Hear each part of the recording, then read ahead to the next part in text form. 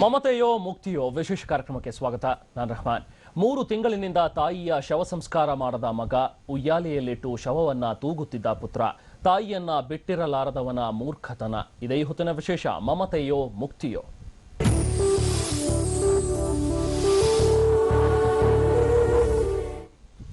ತಾಯಿಗಿಂತ ಬಂಧುವಿಲ್ಲ, ಉಪ್ಪಿಗಿಂತ ರುಚಿ ಇಲ್ಲ ಅನ್ನೋ ಮಾತಿದೆ. ಈ ಮಾತಿಗೆ ತಕ್ಕಂತೆ ಮಗನೊಬ್ಬ ತನ್ನ ತಾಯಿಯನ್ನ ಯಾವ ಮಟ್ಟಕ್ಕೆ ಪ್ರೀತಿಸ್ತಾ ಇದ್ದ ಅಂದ್ರೆ, ತಾಯಿ ಸಾವಿನ ಬಳಿಕವೂ ಆಕೆಯ ಆರೈಕೆ ಮುಂದುವರೆಸಿದ್ದ.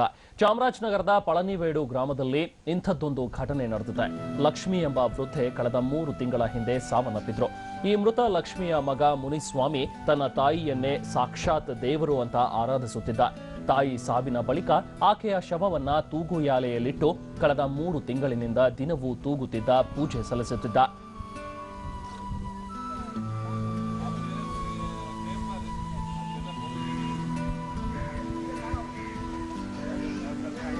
ಈ ದೃಶ್ಯದಲ್ಲಿ ತಾವೇನ್ ನೋಡ್ತಾ ಇದ್ದೀರಾ, ಗಡ್ಡಧಾರಿ ವ್ಯಕ್ತಿ, ಈತನ ಹೆಸರೇ ಮುನಿಸ್ವಾಮಿ ಅಂತ ಹೇಳಿ. ಆತನ ಪಕ್ಕದಲ್ಲೇ ಒಂದು ಸ್ಥಳವನ್ನ ಕೂಡ ತಾವು ನೋಡ್ತಾ ಇದ್ದೀರಾ. ನಾವು ಕೂಡ ಮಾರ್ಕ್ ಮಾಡಿ ನಿಮಗೆ ತೋರಿಸ್ತಾ ಇದೀವಿ. ತಾಯಿಯ ಶವವನ್ನ ಇಟ್ಟಿರುವಂತಹ ಒಂದು ಸ್ಥಳ, ಅಂದ್ರೆ ಒಂದು ರೀತಿ ಬಾಕ್ಸ್ ಆಕಾರದಲ್ಲಿ ಒಂದು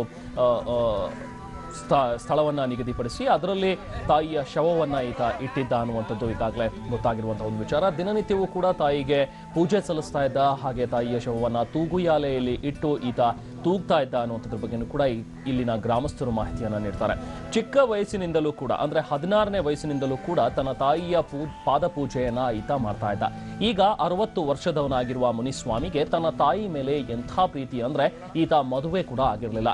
ಸದಾ ತನ್ನ ತಾಯಿಯ ಸೇವೆಯನ್ನೇ ಮಾಡ್ತಾ ಇದ್ದ. ಇಂಥ ಮಗನ ತಾಯಿ ಜೀವ ಬಿಟ್ಟಿದ್ದೆ ತಡ. ಮಗ ಮುನಿಸ್ವಾಮಿಗೆ ಅಮ್ಮನ ಅಗಲಿಕೆ ತಡೆಯಲಾಗಲಿಲ್ಲ. ತನ್ನ ತಾಯಿಯ ಶವವನ್ನ ಮಣ್ಣು ಮಾಡೋದಕ್ಕೂ ಕೂಡ ಮನಸ್ಸು ಒಪ್ಪಲಿಲ್ಲ. ಹೀಗಾಗಿ ತನ್ನ ವಾಸದ ಮನೆಯ ಪಕ್ಕದಲ್ಲಿಯೇ ಮೃತದೇಹಕ್ಕೆ ಪ್ರತ್ಯೇಕ ಒಂದು ಕೋಣೆಯನ್ನ ನಿರ್ಮಿಸಿದ. ಈ ಮನೆಯಲ್ಲಿ ತೂಗುಯಾಲೆಯಲ್ಲೇ ನೇತು ಹಾಕಿ ಇದರಲ್ಲಿ ತಾಯಿಯ ಶವವನ್ನ ಇಟ್ಟು ದಿನವೂ ತೂಗ್ತಾ ಇದ್ದ. ಸುಮ್ಮನೆ ಶವವನ್ನ ಇಟ್ಟಿರಲಿಲ್ಲ. ಸುಮಾರು 2 ಲಕ್ಷ ರೂಪಾಯಿ ಖರ್ಚು ಮಾಡಿ ಶವಪೆಟ್ಟಿಗೆ ಕೂಡ ತಯಾರಿಸಿದ್ದ. ಈ ಶವಪೆಟ್ಟಿಗೆಯಲ್ಲಿ ತಾಯಿಯ ಮೃತದೇಹ ಕೂಡ ಇಟ್ಟಿದ್ದ. ದಿನವೂ ತೂಗುಯಾಲೆಯನ್ನ ತೂಗ್ತಾ ಇದ್ದ.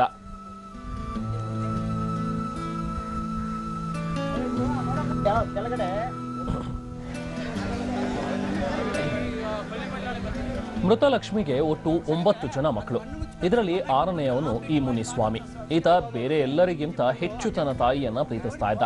ಬೇರೆಲ್ಲಾ ಮಕ್ಕಳು ಬೇರೆ ಬೇರೆ ಕಡೆ ವಾಸಿಸ್ತಾ ಇದ್ರು. ಆದ್ರೆ ಮುನಿಸ್ವಾಮಿ ಮಾತ್ರ ತನ್ನ ತಾಯಿಯನ್ನ ನೋಡ್ಕೊಂಡು ಜೊತೆಗೆ ಇದ್ದ. ಇಷ್ಟು ದಿನ ವಿಷಯ ತಿಳಿಯದ ಗ್ರಾಮಸ್ಥರು ಸುಮ್ಮನಿದ್ರು. ಆದ್ರೆ ಮುನಿಸ್ವಾಮಿ ಈ ರೀತಿ ತನ್ನ ತಾಯಿಯ ಶವ ಇಟ್ಕೊಂಡಿದ್ದಾನೆ ಅಂತ ಗೊತ್ತಾದ ತಕ್ಷಣ ಗ್ರಾಮಸ್ಥರೆಲ್ಲ ಒಟ್ಟಾಗಿದ್ದಾರೆ. ಸ್ಥಳಕ್ಕೆ ಬಂದು ಮೃತ ಲಕ್ಷ್ಮಿಯ ಅಂತ್ಯ ಸಂಸ್ಕಾರ ನೆರವೇರಿಸುವಂತೆ ಒತ್ತಾಯಿಸಿದ್ದಾರೆ. ಹೀಗಾಗಿ ಮುನಿಸ್ವಾಮಿ ಇವತ್ತು ತನ್ನ ತಾಯಿಯ ಶವ ಇದ್ದ ಜಾಗದಲ್ಲೇ ಸಮಾಧಿ ನಿರ್ಮಿಸಿದ್ದ.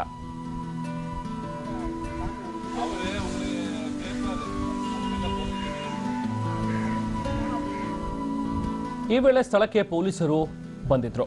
ತಮ್ಮ ಸಿಬ್ಬಂದಿ ಸಮೇತ ಹಾಜರಾದ ಹುನೂರು ಠಾಣಾ ಸಬ್ ಇನ್ಸ್ಪೆಕ್ಟರ್ ರಾಜಣ್ಣ ಮುನಿಸ್ವಾಮಿ ನಿರ್ಮಿಸಿದ್ದ ಸಮಾಧಿಯನ್ನ ಒಡೆದು ಹಾಕಿದ್ರು. ಅನಂತರ ಮೃತ ಲಕ್ಷ್ಮಿಯ ಶವ ಸಂಸ್ಕಾರ ಮಾಡುವಂತೆ ಮುನಿಸ್ವಾಮಿಗೆ ಆದೇಶಿಸಿದ್ರು. ಆದ್ರೆ ಮುನಿಸ್ವಾಮಿ ಇದಕ್ಕಾಗಿ ಸಮಯಾವಕಾಶ ಕೇಳಿದ್ದಾನೆ. 3 ದಿನ ಟೈಮ್ ಕೊಡಿ, ಶವ ಸಂಸ್ಕಾರ ಮಾಡ್ತೀನಿ ಅಂತ ಹೇಳಿದ್ದಾನೆ. ಆದ್ರೆ ಪೊಲೀಸರು ಇಲ್ಲಿ ಶವವನ್ನ ಇಡಬೇಡ, ಹೀಗಾಗಿ ಮುನಿಸ್ವಾಮಿ ರಾಮನಗರದ ಸ್ಮಶಾನದಲ್ಲಿ ತಾಯಿಯ ಶವವನ್ನ ಶವಪೆಟ್ಟಿಗೆ ಸಮೇತ ಇಟ್ಕೊಂಡಿದ್ದಾನೆ. ಅಲ್ಲದೆ ತಾನೂ ಕೂಡ ಶವದ ಜೊತೆಯಲ್ಲೇ ಕುಳಿತಿದ್ದಾನೆ. ಇನ್ನು ಮಡಿಕೇರಿಯಲ್ಲಿ ಮುನಿಸ್ವಾಮಿಯ ಸಹೋದರರೊಬ್ಬ ಇದ್ದಾನಂತೆ. ಆತ ಇಲ್ಲಿಗೆ ಬರುವ ನಿರೀಕ್ಷೆ ಇದೆ. ಆತನ ಆಗಮನಕ್ಕಾಗಿ ಎಲ್ಲರೂ ಈಗ ಕಾಯ್ತಾ ಇದ್ದಾರೆ.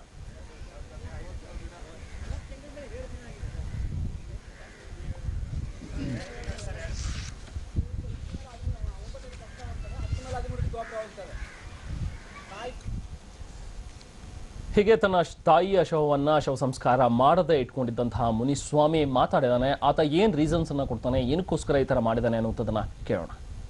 ತಾಯಿನ ಮಣ್ಣು ಮರೆಯಾಗಿದೆ, ಅಲ್ಲಿ ಅಂಡರ್ಗ್ರೌಂಡ್ ಮಾಡಿ ಅಲ್ಲಿ ಪೆಟ್ಟಿಗೆಯಲ್ಲಿ ಹಂಗೆ ಮಡಗಿ ನನ್ನ ಜೀವ ತನಕ ನಾನು ಅದಕ್ಕೆ ಪೂಜೆ ಮಾಡಬೇಕು, ಮಣ್ಣಿಗೆ ಮರೆ ಹಾಕಬಾರ್ದು ಅಂತ ನಾನು ನೆನೆಸ್ಕೊಂಡೆ. ಅದು ಇದ್ದದ್ದು 11 ಅಡಿ ಫುಲ್ ಬಂದು ಇದು ಮಾಡಿದೆ. ಅಷ್ಟು ಅದಕ್ಕೋಸ್ಕರ ಆ ಥರ ಮಾಡಿದೆ ಸ್ವಾಮಿ. ಸ್ವಾಮಿ ಅನುಕೂಲ ಅಲ್ಲ, ಅನುಕೂಲ ಅಂದರೆ ಯಾಕಂದರೆ ನನ್ನ ತಾಯಿ ಮಣ್ಣು ತಿನ್ನಬಾರ್ದು, ಕರೆಯಬಾರ್ದು, ಹಂಗೆ ಇರಬೇಕಂತ ಉದ್ದೇಶಕ್ಕೋಸ್ಕರ ನಾನು ಆ ಥರ ಮಾಡಿರೋದು. ಈಗ ಸದ್ಯಕ್ಕೆ ಅಲ್ಲಿ ಯಾವ ರೀತಿಯಾದಂತಹ ಒಂದು ಬೆಳವಣಿಗೆ ಆಗಿದೆ, ಪೊಲೀಸರು ಏನ್ ನಿರ್ಧಾರವನ್ನು ಕೈಗೊಂಡಿದ್ದಾರೆ, ಜೊತೆಗೆ ಮುನಿಸ್ವಾಮಿ ಏನ್ ಮಾಡ್ತಾ ಇದ್ದಾನೆ, ಈ ಎಲ್ಲ ವಿಚಾರವಾಗಿ ಮತ್ತಷ್ಟು ಮಾಹಿತಿ ನಮ್ಮ ಪ್ರತಿನಿಧಿ ಪೃಥ್ವಿರಾಜ್ ಅವರಿಂದ ಪಡೆಯೋಣ. ಪೃಥ್ವಿರಾಜ್, ಈಗ ಸದ್ಯಕ್ಕೆ ಮುನಿಸ್ವಾಮಿ ಅಂತ್ಯ ಸಂಸ್ಕಾರ ಮಾಡೋದಕ್ಕೆ ಒಪ್ಕೊಂಡಿದ್ದಾನೆ, ಅಂತ್ಯ ಸಂಸ್ಕಾರ ಆಗಿದೆಯಾ ಅಥವಾ ಈಗ ಏನ್ ನಡೀತಾ ಇದೆ ಈಗ ಸ್ಥಳದಲ್ಲಿ? ಅಲ್ಲಿ ರೆಹಮಾನ್, ಈಗ ಪೊಲೀಸರು ಎಂಟ್ರಿ ಕೊಟ್ಟ ಮೇಲೆ ಈ ಮುನಿಸ್ವಾಮಿ ತನ್ನ ಏನು ಅಲ್ಲಿ ಊತಿಟ್ಟಿದ್ದ, ಅಂದ್ರೆ ಅಲ್ಲಿ ಒಳಗಡೆ ಪೂಜೆ ಮಾಡೋದಕ್ಕೆ ಒಂದು ಕೊಠಡಿ ಮಾಡಿ ಇಟ್ಟಿದ್ದ, ಅದನ್ನ ಓಪನ್ ಮಾಡಿದ್ದಾನೆ. ಅಲ್ಲಿಂದ ಈಗ ತಗೊಂಡು ಇಲ್ಲಿ ರಾಮಾಪುರದ KEB ಆಫೀಸ್ ಪಕ್ಕದಲ್ಲಿರೋ ಒಂದು ರುದ್ರಭೂಮಿಗೆ ಅದನ್ನ ಅಂತ್ಯ ಸಂಸ್ಕಾರಕ್ಕೆ ಅಂತ ತರಲಾಗಿದೆ. ಇಲ್ಲಿ ಮುನಿಸ್ವಾಮಿ ಪೊಲೀಸರ ಹತ್ರ 3 ದಿನ ಕಾಲಾವಕಾಶ ಕೇಳ್ದ. 3 ದಿನ ನನಗೆ ಟೈಮ್ ಕೊಡಿ, ನಾನು ಅಂತ್ಯ ಸಂಸ್ಕಾರ ಮಾಡೋದಕ್ಕೆ ಅಂತ 3 ದಿನ ಕಾಲಾವಕಾಶ ಕೇಳ್ದ. ಆದ್ರೆ ಪೊಲೀಸರು 3 ದಿನ ಕಾಲಾವಕಾಶ ಕೊಡ್ತೀವಿ, ಆದ್ರೆ ಈ ಪ್ರದೇಶದಲ್ಲಿ ನಿನ್ನ ತಾಯಿ ಶವನ ಇಟ್ಕೊಳ್ಬಾರ್ದು, ಹೊರಗಡೆ ಎಲ್ಲಾದ್ರೂ ರುದ್ರಭೂಮಿ ಅಂತ ಜಾಗದಲ್ಲಿ ಇಟ್ಕೊಳ್ಬೇಕು ಅನ್ನೋ ಒಂದು ಕಂಡೀಷನ್ ಹಾಕಿದ್ರು. ಅದಕ್ಕೆ ಒಪ್ಕೊಂಡು ಇಲ್ಲಿ ರುದ್ರಭೂಮಿಗೆ ತಂದಿದ್ದಾನೆ. ಈ ರುದ್ರಭೂಮಿಗೆ ತಂದು ಅವನಿಗೆ ಬಾರಿ ನಿರಾಸೆ ಹೊಂದಿದ್ದಾನೆ. ಅಂದ್ರೆ ನನ್ನ ಏನೇನು ಉದ್ದೇಶಗಳಿದ್ವು ಎಲ್ಲವೂ ಮಣ್ಪಾಲ ಆಯ್ತಲ್ಲ ಅನ್ನೋ ಒಂದು ನಿರಾಸೆನಲ್ಲಿ ಈಗ ಇದು ಮಣ್ಣು ಮಾಡೋದಕ್ಕೆ ಎಲ್ಲ ತಯಾರು ಮಾಡ್ಕೊಂಡಿದ್ದಾನೆ. ಎಲ್ಲ ಗುಂಡಿಯನ್ನು ತೆಗಿತಾ ಇದ್ದಾರೆ. ಅಲ್ಲಿಂದ ಏನು ಗಾಜಿನ ಪೆಟ್ಟಿಗೆ ಇತ್ತು, ಆ ಗಾಜಿನ ಪೆಟ್ಟಿಗೆ ಮೂಲಕನೇ ಇಲ್ಲಿ ರುದ್ರಭೂಮಿಗೆ ತಂದಿದ್ದಾರೆ. ಮಣ್ಣು ಮಾಡೋದಕ್ಕೆ ಈಗ ಸಿದ್ಧತೆ ಎಲ್ಲ ನಡೀತಾ ಇದೆ. ಅವರ ಇನ್ನು ಉಳಿದ ಮಕ್ಕಳು, ಆ ತಾಯಿಯ ಉಳಿದ ಮಕ್ಕಳೆಲ್ಲ ಈಗ ಬರುವರಿದ್ದಾರೆ. ಆಮೇಲೆ ಇನ್ನೊಂದೇನು ಇಲ್ಲಿ ಹೊಸ ವಿಚಾರಗಳು ಏನು ಬರ್ತಾ ಇದೆ ಅಂದ್ರೆ, ಈತ ಈಗ ಆಕ್ರೋಶವಾಗಿ ಹೇಳ್ತಾ ಇದ್ದಾನೆ, ನನ್ನ ತಾಯಿಗೆ ನಾನು ಇನ್ನು 3 ದಿನದೊಳಗೆ ಜನ್ಮ ಕೊಟ್ಟು ತೋರಿಸ್ತಾ ಇದ್ದೆ, ಅಲ್ಲೇ ಬಿಟ್ಟಿದ್ರೆ ನಾನು ಈ ಪೆಟ್ಟಿಗೆ ಒಳಗೆ ಈ ರೀತಿ ನಾನು ಕೊಠಡಿ ಮಾಡಿ ಈ ಪೆಟ್ಟಿಗೆ ಒಳಗೆ ಇಟ್ಟಿದ್ದ ಉದ್ದೇಶನೇ ನನ್ನ ತಾಯಿಗೆ ಪುನಃ ಜೀವ ಕೊಡೋದಕ್ಕೆ ನಂತರ ಶಕ್ತಿ ಇದೆ, ಇದು ನಾನು ಜೀವ ಕೊಟ್ಟು ತೋರಿಸ್ತಾ ಇದ್ದೆ, ಅಲ್ಲಿಗೆ ಬಂದು ಇಲ್ಲಿ ಈ ರೀತಿ ನನಗೆ ನನ್ನ ಉದ್ದೇಶವನ್ನ ಹಾಳು ಮಾಡಿದ್ದಾರೆ ಅಂತ ಹೇಳ್ತಾ ಇದ್ದಾನೆ. ಅಂದ್ರೆ ತಾಯಿಗೆ ಮರುಜೀವ ಕೊಟ್ಟು ಆಕೆ 150 ವರ್ಷ ಬದುಕ್ತಾ ಇದ್ದು, ಅವಳಿಗೆ 150 ವರ್ಷ ಆಯಸ್ಸಿತ್ತು.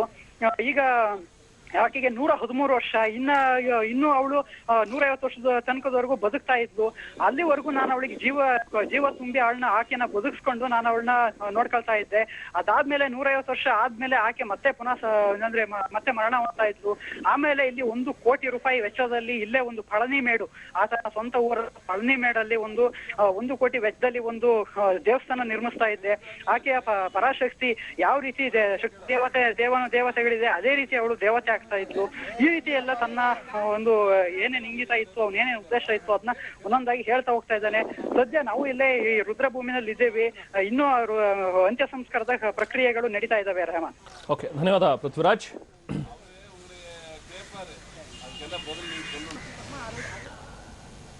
ಇವತ್ತಿನ ಈ ಒಂದು ಘಟನೆಯಲ್ಲಿ ಹಲವಾರು ಆಂಗಲ್ಗಳಿವೆ. ಒಂದನ್ನ ನಾವು ನೋಡ್ತಾ ಹೋದ್ರೆ ಇಮೋಷನಲ್ ಆಂಗಲ್, ಅಂದ್ರೆ ಈತ ತನ್ನ ತಾಯಿಯನ್ನ ಎಷ್ಟು ಮಟ್ಟಿಗೆ ಹಚ್ಕೊಂಡಿದ್ದ, ಆಕೆಯನ್ನ ಬಿಟ್ಟಿರಲಾರ್ದಂತ ಒಂದು ಸ್ಥಿತಿಗೆ ತಲುಪಿದ್ದ ಅನ್ನುವಂಥದ್ದು.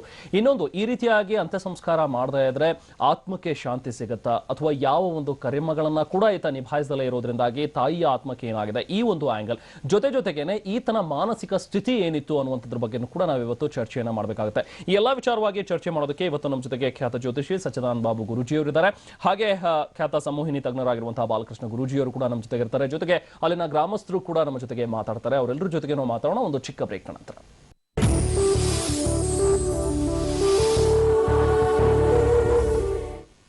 ವಿಶೇಷ ಕಾರ್ಯಕ್ರಮಕ್ಕೆ ಮತ್ತೊಮ್ಮೆ ಸ್ವಾಗತ. ಗುರುಜಿ, ಈಗ ತಾನೇ ನಾವು ಒಂದು ಘಟನೆಯ ಬಗ್ಗೆ ಮೆಲುಕು ಹಾಕ್ತಾ ಇದ್ವಿ. ಸುಮಾರು 3 ತಿಂಗಳಿನಿಂದ ಆತ ತನ್ನ ತಾಯಿಯ ಶವ ಸಂಸ್ಕಾರವನ್ನ ಮಾಡಿಲ್ಲ. ಆಕೆಗೆ ಏನು ಕ್ರಿಯಾಕರ್ಮಗಳನ್ನ ಮಾಡಬೇಕಿತ್ತೋ ಅದನ್ನು ಕೂಡ ಆತ ನಿಭಾಯಿಸಿಲ್ಲ. ಸೊ ಇಂಥ ಸಂದರ್ಭಗಳಲ್ಲಿ ಆತ್ಮಕ್ಕೆ ಏನಾಗತ್ತೆ, ಜ್ಯೋತಿಷ್ಯದಲ್ಲಿ ಇದ್ರ ಬಗ್ಗೆ ಏನು ಉಲ್ಲೇಖ ಇದೆ ಗುರುಜಿ? ಜ್ಯೋತಿಷ್ಯಕ್ಕೂ ಇದಕ್ಕೂ ಭಾಳ ಗಾಢವಾಗಿರೋ ಸಂಬಂಧ ಇದೆ. ಯಾಕಂದರೆ ನಾವು ಜ್ಯೋತಿಷ್ಯಶಾಸ್ತ್ರ ತಗೊಂಡಾಗ ಯಾವಾಗಲೂ ಪಂಚಮ ಸ್ಥಾನ ಅಂತ ತಗೊಳ್ತೀವಿ, ಪೂರ್ವ ಪುಣ್ಯ ಸ್ಥಾನ ಅಂತ. ಅಂದರೆ ನಾವು ಯಾಕೆ ಹುಟ್ಟು ಬಂದಿದ್ದೀವಿ, ಏನು ಪುಣ್ಯ ಮಾಡಿದ್ದೀವಿ, ಏನು ಕರ್ಮ ಮಾಡಿದ್ದೀವಿ ಅಂತ. ಹಾಗೆಯೇ 12 ಮನೆ ಅಂತ ತಗೊಳ್ತೀವಿ, ಅದು ಮೋಕ್ಷ ಸ್ಥಾನ ಅಂತ ಹೇಳ್ತೀವಿ. ಮತ್ತು ಈ ಜನ್ಮ ಆದಮೇಲೆ ಏನಾಗುತ್ತೆ ಅಂತ ಅದ್ರಲ್ಲಿ ಸೂಚನೆ ಕೊಡ್ತೀವಿ. ಸುಮಾರು ಕೇಸಸಲ್ಲಿ ಸ್ವಲ್ಪ ಸರ್ಪ್ರೈಸಿಂಗ್ ರಿಸಲ್ಟ್ಸ್ ಬಂದಿದೆ ಅದು. ಸೊ ಜಾತಕದ ಪ್ರಕಾರ ಅಂದರೆ 12ನೇ ಮನೆ ನೋಡಿದಾಗ ನಾವು ಸಾಧಾರಣ ನಮ್ಮ ಗ್ರಂಥಗಳಲ್ಲಿ ಏನು ಹೇಳ್ತಾರೆ ಅಂದರೆ, ಈ ಗರುಡ ಪುರಾಣದಲ್ಲಿ 5 ಸ್ಟೇಟ್ಸ್ ಆಫ್ ಎಕ್ಸಿಸ್ಟೆನ್ಸ್ ಅಂತ ಹೇಳ್ತಾರೆ, ಬೇರೆ ಬೇರೆ ಲೋಕಗಳು ಅಂತ. ತಿರಿಯಗ್ ಲೋಕ, ಪ್ರತ್ಯಕ್ ಲೋಕ ಅಂತ, ಹಾಗೆ ಮತ್ತು ಇನ್ನೊಂದು ಕಡೆ ಸ್ವರ್ಗ ಅದು ಇದು ಅಂತ ವರ್ಣನೆ ಕೊಡ್ತಾರೆ. ಒಂದು ನರಕ ಅಂತ, ಆ ರೀತಿಯಲ್ಲಿ ಭೂಲೋಕ ನರಕ ಅಂತೆಲ್ಲ ಬರ್ತದೆ. ಯಾರ್ಯಾರು ಏನೇನು ಕರ್ಮಗಳು ಮತ್ತು ಏನೇನು ಪುಣ್ಯಗಳು ಮಾಡಿರ್ತಾರೋ ಅದಕ್ಕೆ ತಕ್ಕಂತೆ ಅವ್ರಿಗೆ ಒಂದು ಲೋಕ ಅಂತ ಪ್ರಾಪ್ತಿ ಆಗುತ್ತೆ ಅಂತ. ಇವಾಗ ಒಂದು ಜೀವ ಹೋದಾಗ, ಒಂದು ಮನುಷ್ಯನ ದೇಹದಿಂದ ಜೀವ ಹೋದಾಗ ಒಂದು ಕರೆಂಟ್ ಹೋದಂಗೆ ಲೆಕ್ಕ. ಇವಾಗ ಕರೆಂಟ್ನ ಸೃಷ್ಟಿ ಮಾಡೋದಕ್ಕೆ ಯಾರಿಗೂ ಆಗೋದಿಲ್ಲ. ಇವಾಗ ಸೈನ್ಸು ಎಷ್ಟೇ ಅಡ್ವಾನ್ಸ್ಮೆಂಟ್ ಆದ್ರೂ ಒಂದು ಹ್ಯೂಮನ್ ಬಾಡಿ ಡಿಸೈನ್ ಮಾಡಿ ಅದ್ರ ಲೈಫ್ ತುಂಬಕ್ಕಾಗೋದಿಲ್ಲ ನೋಡಿ. ಖಂಡಿತ. ಇವಾಗ ಬ್ಲಡ್ಡು, ಬೋನ್ಸು, ಮಸಲ್ ಲಿಗಮೆಂಟ್ಸು ಎಲ್ಲಾನು ಸೃಷ್ಟಿ ಮಾಡ್ಬೋದು, ಜೀವ ಕೊಡೋಕ್ಕಾಗೋದಿಲ್ಲ. ನಮ್ಮ ಗ್ರಂಥಗಳಲ್ಲಿ ಏನು ಹೇಳ್ತಾರೆ ಅಂದರೆ, ಸೂಕ್ಷ್ಮ ಶರೀರ ಮತ್ತು ಸ್ಥೂಲ ಶರೀರ ಅಂತ ಹೇಳಿದ್ದಾರೆ. ಇದು ಸ್ಥೂಲ ಶರೀರ. ಒಳಗಡೆ ಒಂದು ಸೂಕ್ಷ್ಮ ಶರೀರ ಇರುತ್ತೆ, ಒಂದು ಎನರ್ಜಿ ಕಂಟೆಂಟ್ ಅಂತ. ಅದಕ್ಕೆ ರೂಪ ಇರೋದಿಲ್ವಂತೆ, ಯಾವುದು ಆಕಾರ ಇರೋದಿಲ್ವಂತೆ. ಸೊ ಒಂದು ಮನುಷ್ಯ ಸತ್ತಾಗ ಇತ್ತೀಚೆಗೆ ರೋಹಿತ್ ಮೆಹ್ತಾ ಅಂತ ಒಬ್ಬ ರಿಸರ್ಚ್ ಮಾಡಿದ್ದಾರೆ, ಅವರೊಂದು ಪುಸ್ತಕನೂ ಬರೆದಿದ್ದಾರೆ. ಸೊ ಗರುಡ ಪುರಾಣದ ಪ್ರಕಾರ ಮತ್ತು ಇತ್ತೀಚಿನ ರಿಸರ್ಚ್ ಪ್ರಕಾರ ಏನಂದರೆ, ಮನುಷ್ಯ ಸತ್ತ ಮೇಲೆ ಆತನ ಆತ್ಮ ಆ ಸತ್ತ ದೇಹ ಎಲ್ಲಿರುತ್ತೋ, ಆ ಮನೆ ಎಲ್ಲಿರುತ್ತೋ, ಆ ಸ್ಥಳ ಎಲ್ಲಿರುತ್ತೋ ಅಲ್ಲೂ 3 ದಿನಗಳ ಕಾಲ ಹಾಗೆ ಓಡಾಡ್ತಾ ಇರುತ್ತಂತೆ. ಅದು ಎಕ್ಸ್ಪ್ರೆಸ್ ಮಾಡೋಕ್ಕಾಗೋದಿಲ್ಲ, ಮತ್ತು ಆತ್ಮಕ್ಕೆ ಏನಾಗಿದೆ ಅಂತ ಗೊತ್ತಾಗೋದಿಲ್ವಂತೆ. ಎಲ್ಲರೂ ಕಾಣಿಸ್ತಾರೆ, ಬಟ್ ಸ್ವದೇಹ ಕಾಣೋದಿಲ್ಲ ಅಂತ. ಮತ್ತು ಎಲ್ಲರೂ ಮಾತಾಡ್ದಂಗೆ ಆಗುತ್ತೆ, ಅಳ್ತಾ ಇರೋದು ಕಾಣುತ್ತೆ, ಬಟ್ ಕಮ್ಯುನಿಕೇಟ್ ಮಾಡೋಕ್ಕಾಗೋದಿಲ್ಲ ಅಂತ. 3 ದಿನ ಭಾಳ ಅದಕ್ಕೊಂಥರ ನರಕ ಯಾತನೆ ಅಂತ ಹೇಳ್ತಾರೆ. ಅದಕ್ಕೆ ಹೋದ ತಕ್ಷಣ ಸಾಧಾರಣವಾಗಿ ಏನು ಮಾಡ್ತಾರೆ ಅಂದರೆ, 24 ಗಂಟೆ ಒಳಗಡೆ ಅದು ದಹನ ಮಾಡಬೇಕು ಅಥವಾ ಹೂತ್ಬೇಕು, ಅವ್ರವ್ರ ಪದ್ಧತಿಗಳ ಪ್ರಕಾರ ಮಾಡ್ಕೊಳ್ತಾರೆ. ಇವಾಗ ಬೇರೆ ಕೆಲವರೆಲ್ಲ ಏನು ಮಾಡ್ತಾರೆ ಅಂದರೆ ದಹನ ಮಾಡಿಬಿಡ್ತಾರೆ, ಅಗ್ನಿಗೆ ಹಾಕ್ಬಿಡ್ತಾರೆ, ಅಂದರೆ ಪಂಚಮಹಾಭೂತಗಳಲ್ಲಿ ಲೀನ ಆಗಲಿ ಅಂತ. ಇನ್ನು ಕೆಲವರು ಏನು ಮಾಡ್ತಾರೆ ಅಂದರೆ ಮಣ್ಣಲ್ಲಿ ಹೂತಾಕ್ತಾರೆ ಅಂತ. ಅವ್ರವ್ರ ಪರ್ಸನಲ್ ಕಸ್ಟಮ್ಸ್ ಏನಾದ್ರು ಪ್ರಕಾರ ಮಾಡ್ತಾರೆ, ಮತ್ತು ಅವ್ರವ್ರ ಪುರೋಹಿತರು ಏನು ಹೇಳ್ತಾರೆ ಅದ್ರ ಪ್ರಕಾರ ಕೆಲವು ಶಾಂತಿಗಳು ಅಂತ ಮಾಡ್ಕೊಳ್ತಾರೆ. 24 ಗಂಟೆ ಒಳಗೆ ಮಾಡಲೇಬೇಕು ಅಂತ ಎಲ್ಲ ಗ್ರಂಥಗಳಲ್ಲಿ ಹೇಳುತ್ತೆ. 24 ಗಂಟೆ ಅಂದರೆ ಆ ಕಾಲದಲ್ಲಿ ಗಂಟೆಗಳಿರಲಿಲ್ಲ. ಸೊ ಸೂರ್ಯೋದಯದಿಂದ ಸೂರ್ಯೋದಯ ಆ ರೀತಿಯಲ್ಲಿ ತೊಗೊಂಡು ನಾವು ಈ ಕಾಲಕ್ಕೆ ಅನ್ವಯಿಸುವಂಗೆ 24 ಗಂಟೆ ಅಂತ ಹೇಳಬೇಕಾಗತ್ತೆ. ಅದು ಮಾಡಲಿಲ್ಲ ಅಂದರೆ ಏನಾಗುತ್ತೆ ಅಂದರೆ, ಸಾಧಾರಣವಾಗಿ ಆ ಆತ್ಮಕ್ಕೆ ಅದ್ರ ಮೇಲೆ ಭಾಳ ವ್ಯಾಮೋಹ ಇರುತ್ತಂತೆ, ಆ ದೇಹದ ಮೇಲೆ. 3 ದಿನದ ನಂತರನೂ ಅದು ಹೂತಿಲ್ಲ ಅಥವಾ ದಹನ ಮಾಡಿಲ್ಲ ಅಥವಾ ಕಾರ್ಯಗಳು ಸಂಸ್ಕಾರಗಳು ಮಾಡಿಲ್ಲ ಅಂದರೆ ಒಂಥರ ವ್ಯಾಮೋಹ ಇರುತ್ತೆ ನೋಡಿ, ಆ ದೇಹ ಕಾಣಕ್ಕೆ ಶುರು ಆಗುತ್ತಂತೆ. ಆವಾಗ ಅದಕ್ಕೆ ಎಲಿವೇಟೆಡ್ ಸ್ಟೇಟಸ್ ಅಂತ ಸಿಗೋದಿಲ್ಲ, ಅದು ನರಳಕ್ಕೆ ಶುರು ಮಾಡುತ್ತಂತೆ. ಆವಾಗ ಏನೇ ಕಾರ್ಯಗಳು ಮಾಡಿದ್ರು ಅದಕ್ಕೆ ಪ್ರೋಗ್ರೆಸ್ ಅಂತ ಆಗೋದಿಲ್ಲ, ಮುಂದಕ್ಕೆ ಪುನರ್ಜನ್ಮನೂ ಆಗೋದಿಲ್ಲ ಅಂತ. ಯಾಕಂದರೆ ಪುನರಪಿ ಜನನಂ ಪುನರಪಿ ಮರಣಂ ಅಂತ ಗ್ರಂಥಗಳಲ್ಲಿ ಹೇಳ್ತಾರೆ ನೋಡಿ. ಸೊ ಒಂದು ಜೀವ ಇಲ್ಲಿಂದ ತಪ್ಪಿಸ್ಕೊಂಡು ಹೋದ್ಮೇಲೆ ಈ ದೇಹದ ಮೇಲೆ ವ್ಯಾಮೋಹ ಹೊರಟೋಗ್ಬಿಡ್ಬೇಕು ಅಂತ ಹೇಳ್ತಾರೆ. ಸೊ ಈ ರೀತಿಯಲ್ಲಿ ಇಷ್ಟು ದಿನಗಳಿಟ್ಕೊಂಡ್ರೆ ನಮ್ಮ ಗ್ರಂಥಗಳ ಪ್ರಕಾರ ಏನು ಹೇಳ್ತಾರೆ ಅಂದರೆ, ಆ ಆತ್ಮಕ್ಕೆ ಮುಕ್ತಿ ಸಿಗೋದಿಲ್ಲ ಅಂತ. ಓಕೆ ಗುರುಜಿ, ಮತ್ತಷ್ಟು ಚರ್ಚೆ ಅಂದ ತಕ್ಷಣ ಗುರುಜಿ ನಿಮ್ಮ ಅಭಿಪ್ರಾಯ ಏನಿದೆ? ಈ ರೀತಿಯಾಗಿ 3 ತಿಂಗಳು ಈತ ಇಟ್ಕೊಂಡಿದ್ದಾನೆ ಅಂತ ಹೇಳಿದ್ರೆ, ಸೊ ಏನಾಗಿದ್ದಿರಬಹುದು ಬಹುಶಃ ಈತನ ಸ್ಥಿತಿ, ಅಥವಾ ಆ ಒಂದು ದೇಹವನ್ನ ಈತ 3 ತಿಂಗಳು ಇಟ್ಕೊಂಡಿರೋದ್ರಿಂದ ಆತ್ಮಕ್ಕೆ ಯಾವ ಥರದ ತೊಂದರೆ ಆಗಿರ್ಬೋದು? ನಾನು ಯಾವ ಗ್ರಂಥಗಳ ಆಧಾರದ ಮೇಲೆ ಹೇಳೋಕ್ಕಾಗಲ್ಲ. ಎಲ್ಲವನ್ನು ನಂಬದೇನೆ ಒಬ್ಬ ಇಂಜಿನಿಯರ್ ಥರ ನಾನು ಜೀವನದಲ್ಲಿ ಬೆಳೆದು ಅನುಭವವೇ ನನಗೀಗ ಪಾಠ ಹೇಳಿಕೊಟ್ಟು ಹಿಂದಿಂದಕ್ಕೆ ಹೋಗಿ ಎಲ್ಲ ಕಲಿಬೇಕು ಅಂತ ಒಂದು ಆಸೆ ಇದೆ.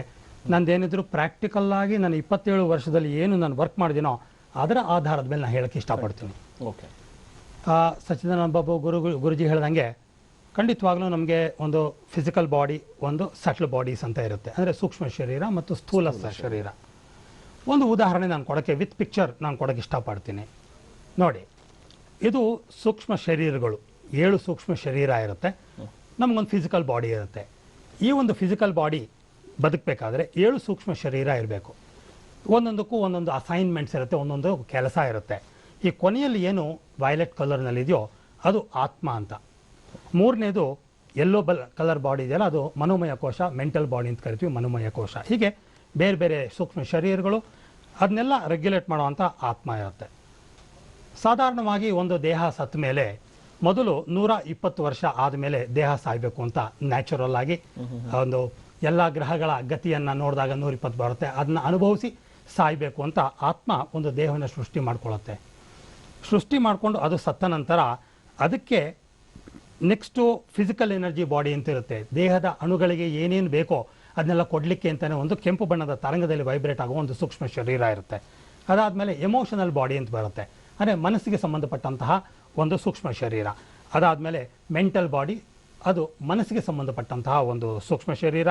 ಸ್ಪಿರಿಚುವಲ್ ಬಾಡಿ ಅಂತ ಹಸಿರು ಬಣ್ಣದ ನೆಕ್ಸ್ಟ್ ಬರುತ್ತೆ, 4ನೇದು. ಅದು ಸೆಂಟ್ರಲ್ ಲೈಬ್ರರಿ ಥರ ಎಲ್ಲ ಹಿಂದಿನ ಜನ್ಮಗಳ ಆಗು ಹೋಗುಗಳನ್ನು ಆ ಒಂದು ಸೂಕ್ಷ್ಮ ಶರೀರದಲ್ಲಿ ಸ್ಟೋರ್ ಮಾಡ್ಕೊಂಡಿರುತ್ತದು. ನೆಕ್ಸ್ಟ್ ಬರ್ತ್ಗೆ ಹುಟ್ಟುವಾಗ ಹಿಂದೆ ಏನೇನು ರೆಫರೆನ್ಸ್, ಏನೇನು ಮಾಡಿದ್ದೆ, ಈ ಜನ್ಮದಲ್ಲಿ ಏನು ಹೊಸ ಅನುಭವ ಬೇಕು ಅಂತ ಡಿಸೈಡ್ ಮಾಡಿಕೊಂಡು ಪ್ಲಾನ್ ಆಫ್ ಲೈಫ್ ಅಂತ ಮಾಡ್ಕೊಳ್ಳುತ್ತೆ. ಅಂದರೆ ಜಾತಕ ಅಂತ ನಾವೇನು ಕರಿತೀವೋ ಅದು ಮಾಡ್ಕೊಳ್ಳುತ್ತದು.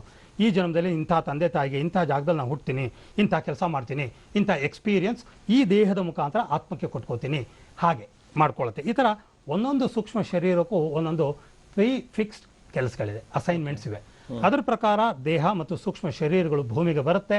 120 ವರ್ಷ ಬೇರೆ ಬೇರೆ ರೀತಿಯ ಅನುಭವಗಳನ್ನ ಅನುಭವಿಸಿ ಆ ಆನಂದವನ್ನು ಅಥವಾ ಎಮೋಷನನ್ನು ಆತ್ಮಕ್ಕೆ ಕೊಟ್ಟು ಆ ಜನ್ಮದ ಸಾರ್ಥಕತೆಯನ್ನು ಪಡೆಯುತ್ತೆ. This is the concept of life. ಈಗ ಸತ್ತಾಗ ಈ ಎಲ್ಲ ಸೂಕ್ಷ್ಮ ಶರೀರಗಳು ಒಂದರಲ್ಲೊಂದು ಮರ್ಜ್ ಆಗ್ತಾ ಕೊನೆಗೆ ಈ 6 ಸೂಕ್ಷ್ಮ ಶರೀರಗಳು ಆತ್ಮವಾದಂತಹ ಕಾಸಲ್ ಬಾಡಿ ಅಂತ ಏನು ಕರಿತೀವಿ ಅದರೊಳಗೆ ಮರ್ಜ್ ಆಗುತ್ತೆ. ಅದ್ರಲ್ಲಿ ಮರ್ಜ್ ಆಗಿಬಿಟ್ಟು ಅದಕ್ಕೆ ಫ್ರೀಕ್ವೆನ್ಸಿ ಜಾಸ್ತಿ ಆಗುತ್ತೆ. ಎಲ್ಲ ಸೂಕ್ಷ್ಮ ಶರೀರ ಸೇರಿದಾಗ ಫ್ರೀಕ್ವೆನ್ಸಿ ಜಾಸ್ತಿ ಆಗುತ್ತೆ. ಯಾವಾಗ ಫ್ರೀಕ್ವೆನ್ಸಿ ಜಾಸ್ತಿ ಆಗುತ್ತೋ ಆಗ ಅದರ ಡೆನ್ಸಿಟಿ ಕಮ್ಮಿ ಆಗುತ್ತೆ, ಅದರ ತೂಕ ಕಮ್ಮಿ ಆಗುತ್ತೆ. ಯಾವಾಗ ತೂಕ ಕಮ್ಮಿ ಆಗುತ್ತೋ ಅದು ಎಗ್ನೆಸ್ ದ ಗ್ರಾವಿಟಿ ಮೇಲ್ಭಾಗದ ಲೇಯರ್ಸ್ಗೆ ಅದು ಫ್ಲೋಟ್ ಆಗ್ತಾ ಹೋಗುತ್ತೆ. ಅದನ್ನ ನಾವು ನಮ್ಮ ಸಂಸ್ಕೃತಿಯಲ್ಲಿ ಲೋಕಗಳು ಅಂತ ಕರಿತೀವಿ. So depending on the density of the soul ಯಾವುದೋ ಒಂದು ಸ್ಟ್ರೇಟ್ ಆಗಿ ಹೋಗಿ ಅದು ಹ್ಯಾಂಗ್ ಆಗುತ್ತೆ, ನಿಂತ್ಕೊಳ್ಳುತ್ತೆ. ಆ ಲೋಕದಲ್ಲಿ ಆ ಆತ್ಮ ಇದೆ ಅಂತ ನಾವು ಅನ್ಕೋತೀವಿ. ಅಲ್ಲಿಂದ ಗ್ರೇಟ್ ಕಾನ್ಷಿಯಸ್ನೆಸ್ ಅಂತ ಒಂದು ಸ್ಥಳ ಇದೆ. ಅದು ಹೇಳಬೇಕು ಅಂತಂದರೆ ಈ ಥರ ಗ್ರೇಟ್ ಕಾನ್ಷಿಯಸ್ನೆಸ್ ಅಂತ ಒಂದು ಲೋಕ ಇದೆ. ಈ ಲೋಕದಿಂದ ಬಂದು ಜೀವನವನ್ನು ನಡೆಸ್ತಾ ಸತ್ತ ನಂತರ ಆ ಆತ್ಮಕ್ಕೆ ಬೇಕಿದ್ದ ಅನುಭವಗಳನ್ನೆಲ್ಲ 4ನೇ ಸೂಕ್ಷ್ಮ ಶರೀರದಲ್ಲಿ ರಿಸರ್ವ್ ಮಾಡಿಟ್ಟು ಒಂದು ಸಿಡಿನಲ್ಲಿ ಬರೆದಿಟ್ಟಂಗೆ ಲೈಬ್ರರಿನಲ್ಲಿಟ್ಟು ಆ ಆತ್ಮ ಮತ್ತೆ ಬಂದ ಸ್ವಸ್ಥಳಕ್ಕೆ ಹೋಗುತ್ತೆ. ಇದನ್ನ ನಾವು ಪರಮಾತ್ಮ ಅಂತೀವಿ, ಆತ್ಮ ಪರಮಾತ್ಮ ಅಂತ ಕರಿತೀವಿ. ಇದೇ ಪರಮಾತ್ಮ. ದೇವರು ಅಂತ ಎಲ್ಲೂ ಇಲ್ಲ. ಎಲ್ಲ ಆತ್ಮಗಳು ಒಂದು ಜಾಗದಲ್ಲಿದ್ದು ಅದನ್ನು ನಾವು ದೇವರು ಪರಮಾತ್ಮ ಅಂತ ನಾವು ಕರಿತೀವಿ. ಸೊ ಇದನ್ನ ಒಂದು ಜನ್ಮ ಅಂತ ನಾವು ಕರಿತೀವಿ. ಹೀಗೆ ಬೇರೆ ಬೇರೆ ಜನ್ಮಗಳನ್ನು ನಾವು ಅಸೈನ್ ಮಾಡಿಕೊಂಡು ಬೇರೆ ಬೇರೆ ರೀತಿಯ ಅನುಭವಗಳನ್ನ ಬೇರೆ ಬೇರೆ ದೇಹಗಳ ಮುಖಾಂತರ ನಮ್ಮ ಆತ್ಮಕ್ಕೆ ನಾವು ಕೊಟ್ಕೋತಾ ನಾವು ಮೋಕ್ಷದ ಕಡೆ ಸಂಚಾರ ಮಾಡ್ತೀವಿ. This is the general concept. So ಸತ್ತ ತಕ್ಷಣನೇ ಆತ್ಮ ಇರಲೇಬೇಕು ಹೋಗಲೇಬೇಕು ಅಂತ ಯಾರು ಹೇಳೋಕ್ಕಾಗಲ್ಲ. ಎಷ್ಟೋ ಜಾತಿಯಲ್ಲಿ ಯಾವ ರೀತಿಯ ರಿಚುವಲ್ಸೇ ಇರೋದಿಲ್ಲ. ಮಂತ್ರಪಟ ಇರಲ್ಲ, ದೇವ್ರ ಪೂಜೆ ಮಾಡಲ್ಲ, ಅದಕ್ಕೊಂದು ಏನೂ ಇರಲ್ಲ. ಹಾಗಾದರೆ ಅವರೆಲ್ಲ ಪ್ರೇತಾತ್ಮವಾಗಿ ಭೂಮಿ ಮೇಲೆ ಉಳ್ಕೋತಾರಾ? ಇಲ್ಲ. 24 ಗಂಟೆ ದೇವ್ರ ಪೂಜೆ ಮಾಡಿಕೊಂಡು ಶ್ಲೋಕಗಳನ್ನ ಹೇಳ್ಕೊಂಡು ಮಂತ್ರಗಳನ್ನ ಪಠನೆ ಮಾಡ್ತಿರೋರು ಪ್ರೇತಾತ್ಮವಾಗಿ ಭೂಮಿ ಮೇಲೆ ಸತ್ತ ಮೇಲೆ ಇರೋ ಎಕ್ಸಾಂಪಲ್ಸ್ ಇವೆ. ಹೀಗಾಗಿ ಒಂದು ದೇಹ ಸತ್ತ ಮೇಲೆ ಅದು ಭೂಮಿ ಮೇಲೆ ಇರುತ್ತೋ ಅಥವಾ ಅದು ಬಂದ ಸ್ವಸ್ಥಳಕ್ಕೆ ಏನು ಭಗವಂತ ಅಂತ ಕರಿತೀವೋ ಅಥವಾ ಗ್ರೇಟ್ ಕಾನ್ಷಿಯಸ್ನೆಸ್ ಅಂತೀವೋ ಅಲ್ಲಿಗೆ ಪ್ರಮೋಟ್ ಹಾಕ್ಕೊಂಡು ಹೋಗುತ್ತೋ ಅದು ನಾವು ಹೇಳೋಕ್ಕಾಗಲ್ಲ. ಅದು ಆತ್ಮನೇ ಡಿಸೈಡ್ ಮಾಡಿರುತ್ತೆ ಅಥವಾ ಆತ್ಮದ ಸ್ಟೇಟಸ್ ನೋಡಿ ನಾವು ಹೇಳಕ್ಕೆ ಸಾಧ್ಯ. ಬದುಕಿದ್ದಾಗ ಸಂತೋಷವಾಗಿ ಸುಖವಾಗಿ ಆರೋಗ್ಯಕರವಾಗಿದ್ದು ಬೇರೆಯವರಿಗೆ ಮೋಸ ಮಾಡದೆ ಬೇರೆಯವರಿಗೆ ನೋವು ಮಾಡದೆ ಆಸೆ ದುರಾಸೆಗಳನ್ನ ಬಿಟ್ಟು ಒಂಥರ ಕಾನ್ಷಿಯಸ್ ಆಗಿ ಸ್ಥಿತಪ್ರಜ್ಞೆಯಿಂದ ನಾವು ಬದುಕಿ ಬಾಳಿದಾಗ ಎಲ್ಲವನ್ನೂ ಒಂದು ಒಳ್ಳೆಯ ರೀತಿಯಲ್ಲಿ ಅನುಭವಿಸ್ತಾ ಒಳ್ಳೆಯದು ಕೆಟ್ಟದ್ದು ಎಲ್ಲವನ್ನ ಒಂದೇ ಭಾವನೆಯಲ್ಲಿ ಆನಂದಿಸ್ತಾ ಮೈ ಮೇಲೆ ಪ್ರಜ್ಞೆ ಇಟ್ಕೊಂಡು ಆ ಅನುಭವಗಳನ್ನ ಆತ್ಮಕ್ಕೆ ಕೊಡ್ತಾ ದಿಸ್ ಈಸ್ ಮೈ ಡೆಸ್ಟಿನೇಷನ್, ನಾನು ಸಾಯೋದು 100% ಗ್ಯಾರಂಟಿ. ಹಾಗಾಗಿ ಇವತ್ತೆಲ್ಲ ನಾಳೆ ಸಾಯ್ತೀನಿ, ಸತ್ತ ಮೇಲೆ ಈ ಥರ ಆಗ್ತೀನಿ ಅಂತ ತಿಳುವಳಿಕೆ ಇಟ್ಕೊಂಡಿದ್ದು ಅಂತಹ ಒಬ್ಬ ವ್ಯಕ್ತಿ ಸತ್ತಾಗ ಆ ಆತ್ಮ ಯಾವುದೇ ವ್ಯಾಮೋಹವನ್ನು ಆ ದೇಹದ ಮೇಲೆ ಇಟ್ಕೊಳ್ಳದೆ ಅದು ಸುಡ್ಲಿ ಹುಳ್ಳಿ ಹಾಗೆ ಇಡ್ಲಿ ಇಮ್ಮೆಟೀರಿಯಲ್ ಆಫ್ ದಟ್ ಅದ್ರ ಪಾಡ್ಗದು ಪ್ರಮೋಟ್ ಮಾಡಿಕೊಂಡು ಹೈಯರ್ ಫ್ರೀಕ್ವೆನ್ಸಿಗೆ ಹೋಗ್ತಾ ಬಂದ ಸ್ವಸ್ಥಳಕ್ಕೆ ಹೋಗುತ್ತೆ. ಓಕೆ ಓಕೆ ಈ ಕೇಸ್ನಲ್ಲಿ ಆ ಥರದ್ದು ಯಾವುದೂ ಪ್ರಾಬ್ಲಮ್ಸ್ ಆಗಿರ್ಲಿಕ್ಕಿಲ್ಲ ಅಂತ ನಿಮ್ಮ ಅನಿಸಿಕೆ? ಯಾಕಂದರೆ 3 ತಿಂಗಳು ಯಾವುದೇ ಶವ ಸಂಸ್ಕಾರ ಮಾಡ್ದಲೆ ಅದಕ್ಕೆ ಮಾಡಬೇಕಾದಂತಹ ಯಾವುದೇ ಶ್ರಾದ್ದ ಕಾರ್ಯಗಳನ್ನು ಮಾಡ್ದಲೆ ಪುನಸ್ಕಾರಗಳನ್ನು ಯಾವುದೂ ನಿಭಾಯಿಸದಲೇ ಇದ್ದಾಗಲೂ ಕೂಡ ತನ್ನ ಆ ಒಂದು ಆತ್ಮ ತನ್ನ ಸ್ಥಾನವನ್ನ ಪಡ್ಕೊಳ್ಳುತ್ತೆ, ಅಲ್ಲಿಗೆ ಹೋಗುತ್ತೆ. ಹೀಗೆ ಅಂತಾನೆ ಹೇಳಕ್ಕಾಗಲ್ಲ, ಸಾಧ್ಯತೆ ಇದೆ. ಸಿ ಪ್ರಾಬಬಲಿ ಆ ಬದುಕಿದ್ದಾಗ ಆಕೆಯ ಸ್ಥಿತಿಯನ್ನು ಮನಸ್ಥಿತಿಯನ್ನ ತಿಳ್ಕೊಂಡಿದ್ರೆ ಇದ್ರ ಬಗ್ಗೆ ನಾನು ಚರ್ಚೆ ಮಾಡಕ್ಕೆ ಈಸಿ ಇರುತ್ತೆ. ಅಥವಾ ಅವರ ಆತ್ಮವನ್ನ ಬೇರೆಯವ್ರ ಮೇಲೆ ತರಿಸಿ ಮಾತಾಡಬೇಕಾಗತ್ತೆ. It is against logic, against nature. ತಪ್ಪದು, ಮಾಡಬಾರ್ದು. ಸೊ ವ್ಯಾಮೋಹ ಇದ್ದು ಬಂಧನ ಇಟ್ಕೊಂಡಿದ್ರೆ ಇದೇ ಈ ಭೂಮಿಯ ಪ್ಲೇನ್ನಲ್ಲೇ ಇರೋ ಸಾಧ್ಯತೆ ಇದೆ. ಇಲ್ಲದೆ ಇದ್ರೆ ಇದೇ ನನ್ನ ಸಾವು, ಈ ಥರನೇ ಆಗತ್ತೆ, ಇಷ್ಟೇ ತಾನೆ ಅನ್ನೋ ಕಾನ್ಸೆಪ್ಟ್ ಆಕೆಗೆ ಗೊತ್ತಿದ್ದ ಪಕ್ಷದಲ್ಲಿ ಖಂಡಿತವಾಗ್ಲೂ ದೇಹ ಇಲ್ಲೇ ಇದ್ರೂ ಆತ್ಮ ಅಸೆಂಡ್ ಆಗಿರುತ್ತೆ. ಓಕೆ ಗುರುಗಳ ಜೊತೆಗೆ ಮತ್ತಷ್ಟು ನಾವು ಚರ್ಚೆಯನ್ನು ಮುಂದುವರಿಸೋಣ ಒಂದು ಚಿಕ್ಕ ಬ್ರೇಕ್ನ ನಂತರ.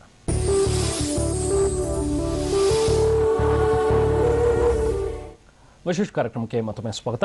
ಗುರುಜಿ, ಈಗ ಸಾವು ಅನ್ನುವಂಥದ್ದು ಬಂದ ಮೇಲೆ ಆ ದೇಹವನ್ನ ಸುಡಬೇಕು ಅಥವಾ ಹೂಳಬೇಕು ಅನ್ನುವಂಥ ಒಂದು ಪದ್ಧತಿಯನ್ನ ಮಾಡ್ಕೊಂಡು ಬಂದಿದ್ದಾರೆ.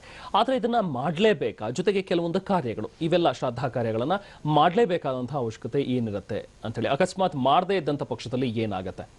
ನೋಡಿ, ಇಲ್ಲಿ ನಾವು ಆಧ್ಯಾತ್ಮದ ರಿಲಿಜಿಯಸ್ ಕಡೆ ನಾವು ತೆಗೆದುಕೊಳ್ಳೋಣ. ನಾವು US ಅಲ್ಲಿ ಸಾಕಷ್ಟು ರಿಸರ್ಚ್ ನಡೆದಿದೆ. ಏನಾಗುತ್ತೆ ಅಂದರೆ ಈ ದೇಹದಲ್ಲಿ ಅಂದರೆ ಸ್ಥೂಲ ಶರೀರದಲ್ಲಿ ಸೂಕ್ಷ್ಮ ಶರೀರ ಇದೆ ಅಂದರೆ ಅದಕ್ಕೊಂದು ಬಾಂಡಿಂಗ್ ಇರಬೇಕು. ಅದನ್ನು ನಮ್ಮ ದೇಹದ ಒಳಗಡೆ ಆ ಎನರ್ಜಿನೇ ಇರಬೇಕು. ಅಂದರೆ ಅದೇನೋ ಒಂದು ಫೆವಿಕಾಲ್ ಥರ ಇಟ್ಕೊಂಡಿರಬೇಕು ಅಂತ. ಇವಾಗ ನಮ್ಮ ಗ್ರಂಥಗಳಲ್ಲಿ ಏನು ಹೇಳ್ತಾರೆ ಅಂದರೆ ಮನುಷ್ಯನ ಹೊಕ್ಕಳಿಂದ ಬರುವಂಥ ಎನರ್ಜಿ ಅಲ್ಲಿಂದ ಒಂದು ಸಿಲ್ವರ್ ಕಾರ್ಡ್ ಅಂತ ಬರ್ತದೆ, ಒಂದು ಬೆಳ್ಳಿ ಹಗ್ಗದ ಥರ, ಅದು ಸೂಕ್ಷ್ಮ ಶರೀರನ ಇಟ್ಕೊಂಡಿರ್ತಂತೆ. ಈ ಆಸ್ಟ್ರಲ್ ಟ್ರಾವೆಲಿಂಗ್ ಅಂತ ಒಂದು ಸಬ್ಜೆಕ್ಟ್ ಇದೆ. ರಾತ್ರಿ ನಾವು ಪ್ರಾಕ್ಟೀಸ್ ಮಾಡ್ತಾಯಿದ್ರೆ ಆಸ್ಟ್ರಲ್ ಟ್ರಾವೆಲಿಂಗು ನಮಗೆ ಜ್ಞಾನ ಇದ್ದಾಗಲೇ, ಅಂದರೆ ನಮ್ಮ ಕಾನ್ಷಿಯಸ್ ಆಗಿದ್ದಾಗಲೇ ನಮ್ಮ ದೇಹದಿಂದ ಒಂದು ನಮ್ಮ ಸೂಕ್ಷ್ಮ ಶರೀರ ಹೊರಗೆ ಬರುವಂಥದ್ದು ಕಾಣ್ಬೋದು ಅಂತ ಕೆಲವು ಬುಕ್ಸಲ್ಲಿ ಬರೆದಿದ್ದಾರೆ.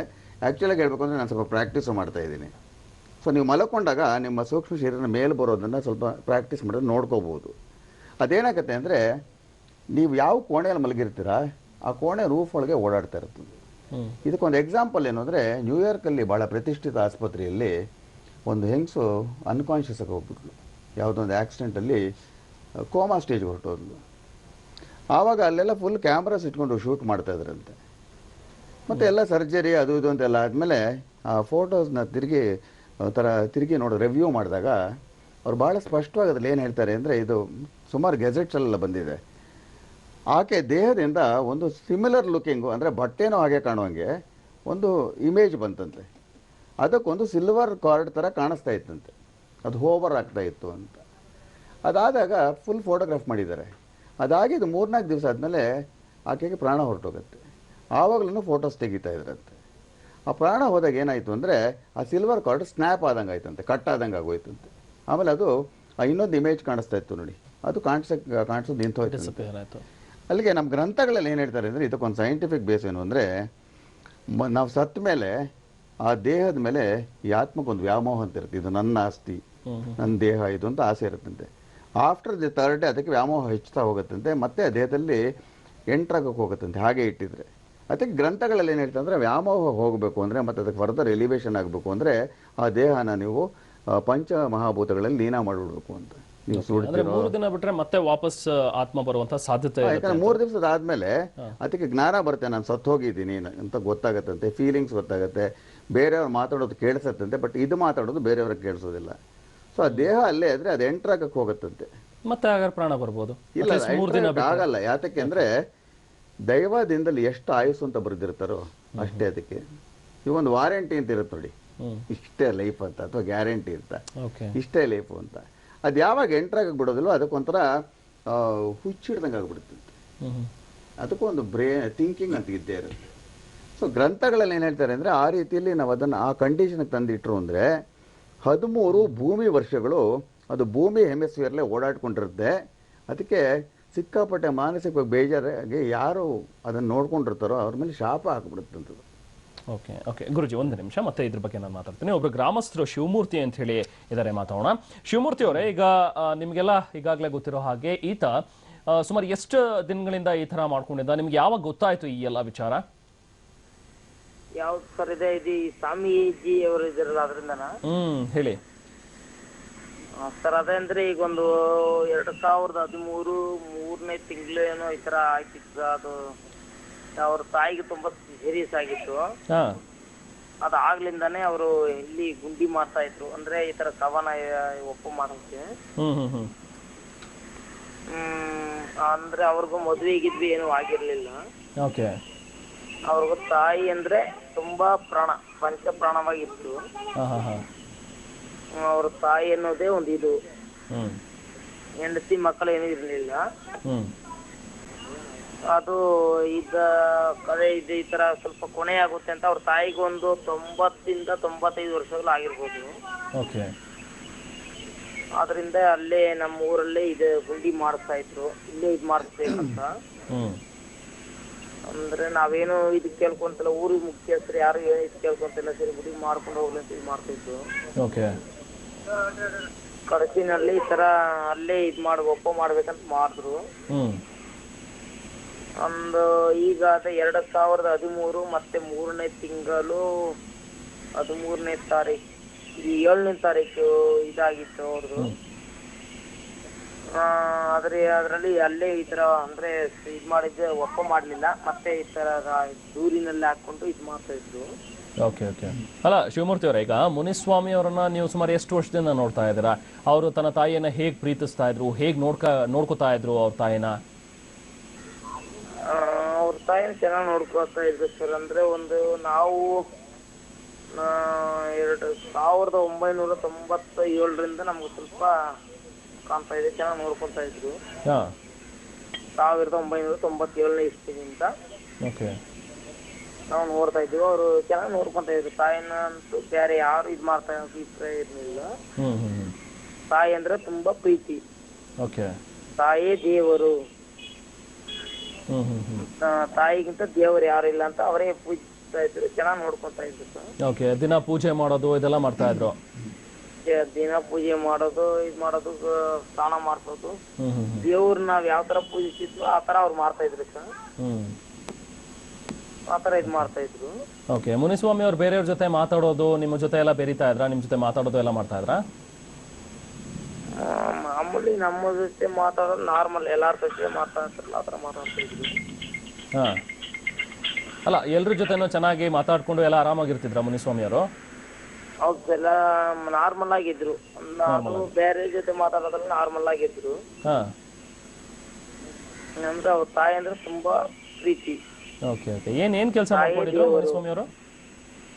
ಪಳನಿಸ್ವಾಮಿಯವರು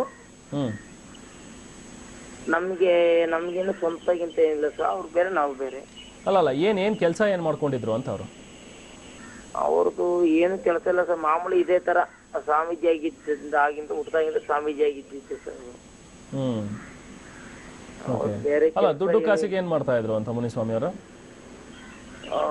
ದುಡ್ಡು ಕಾಸಕ ಏನ್ ಮಾಡ್ತಿರೋ ಗೊತ್ತಿಲ್ಲ ಸರ್. ಮಾಮೂಲಿ ಈ ತರನೇ, ಬೇರೆ ಯಾರು ತಕೊಂಡೋ ಹಣ ಕಾಸು ತಕೊಂತ ಏನಿಲ್ಲ.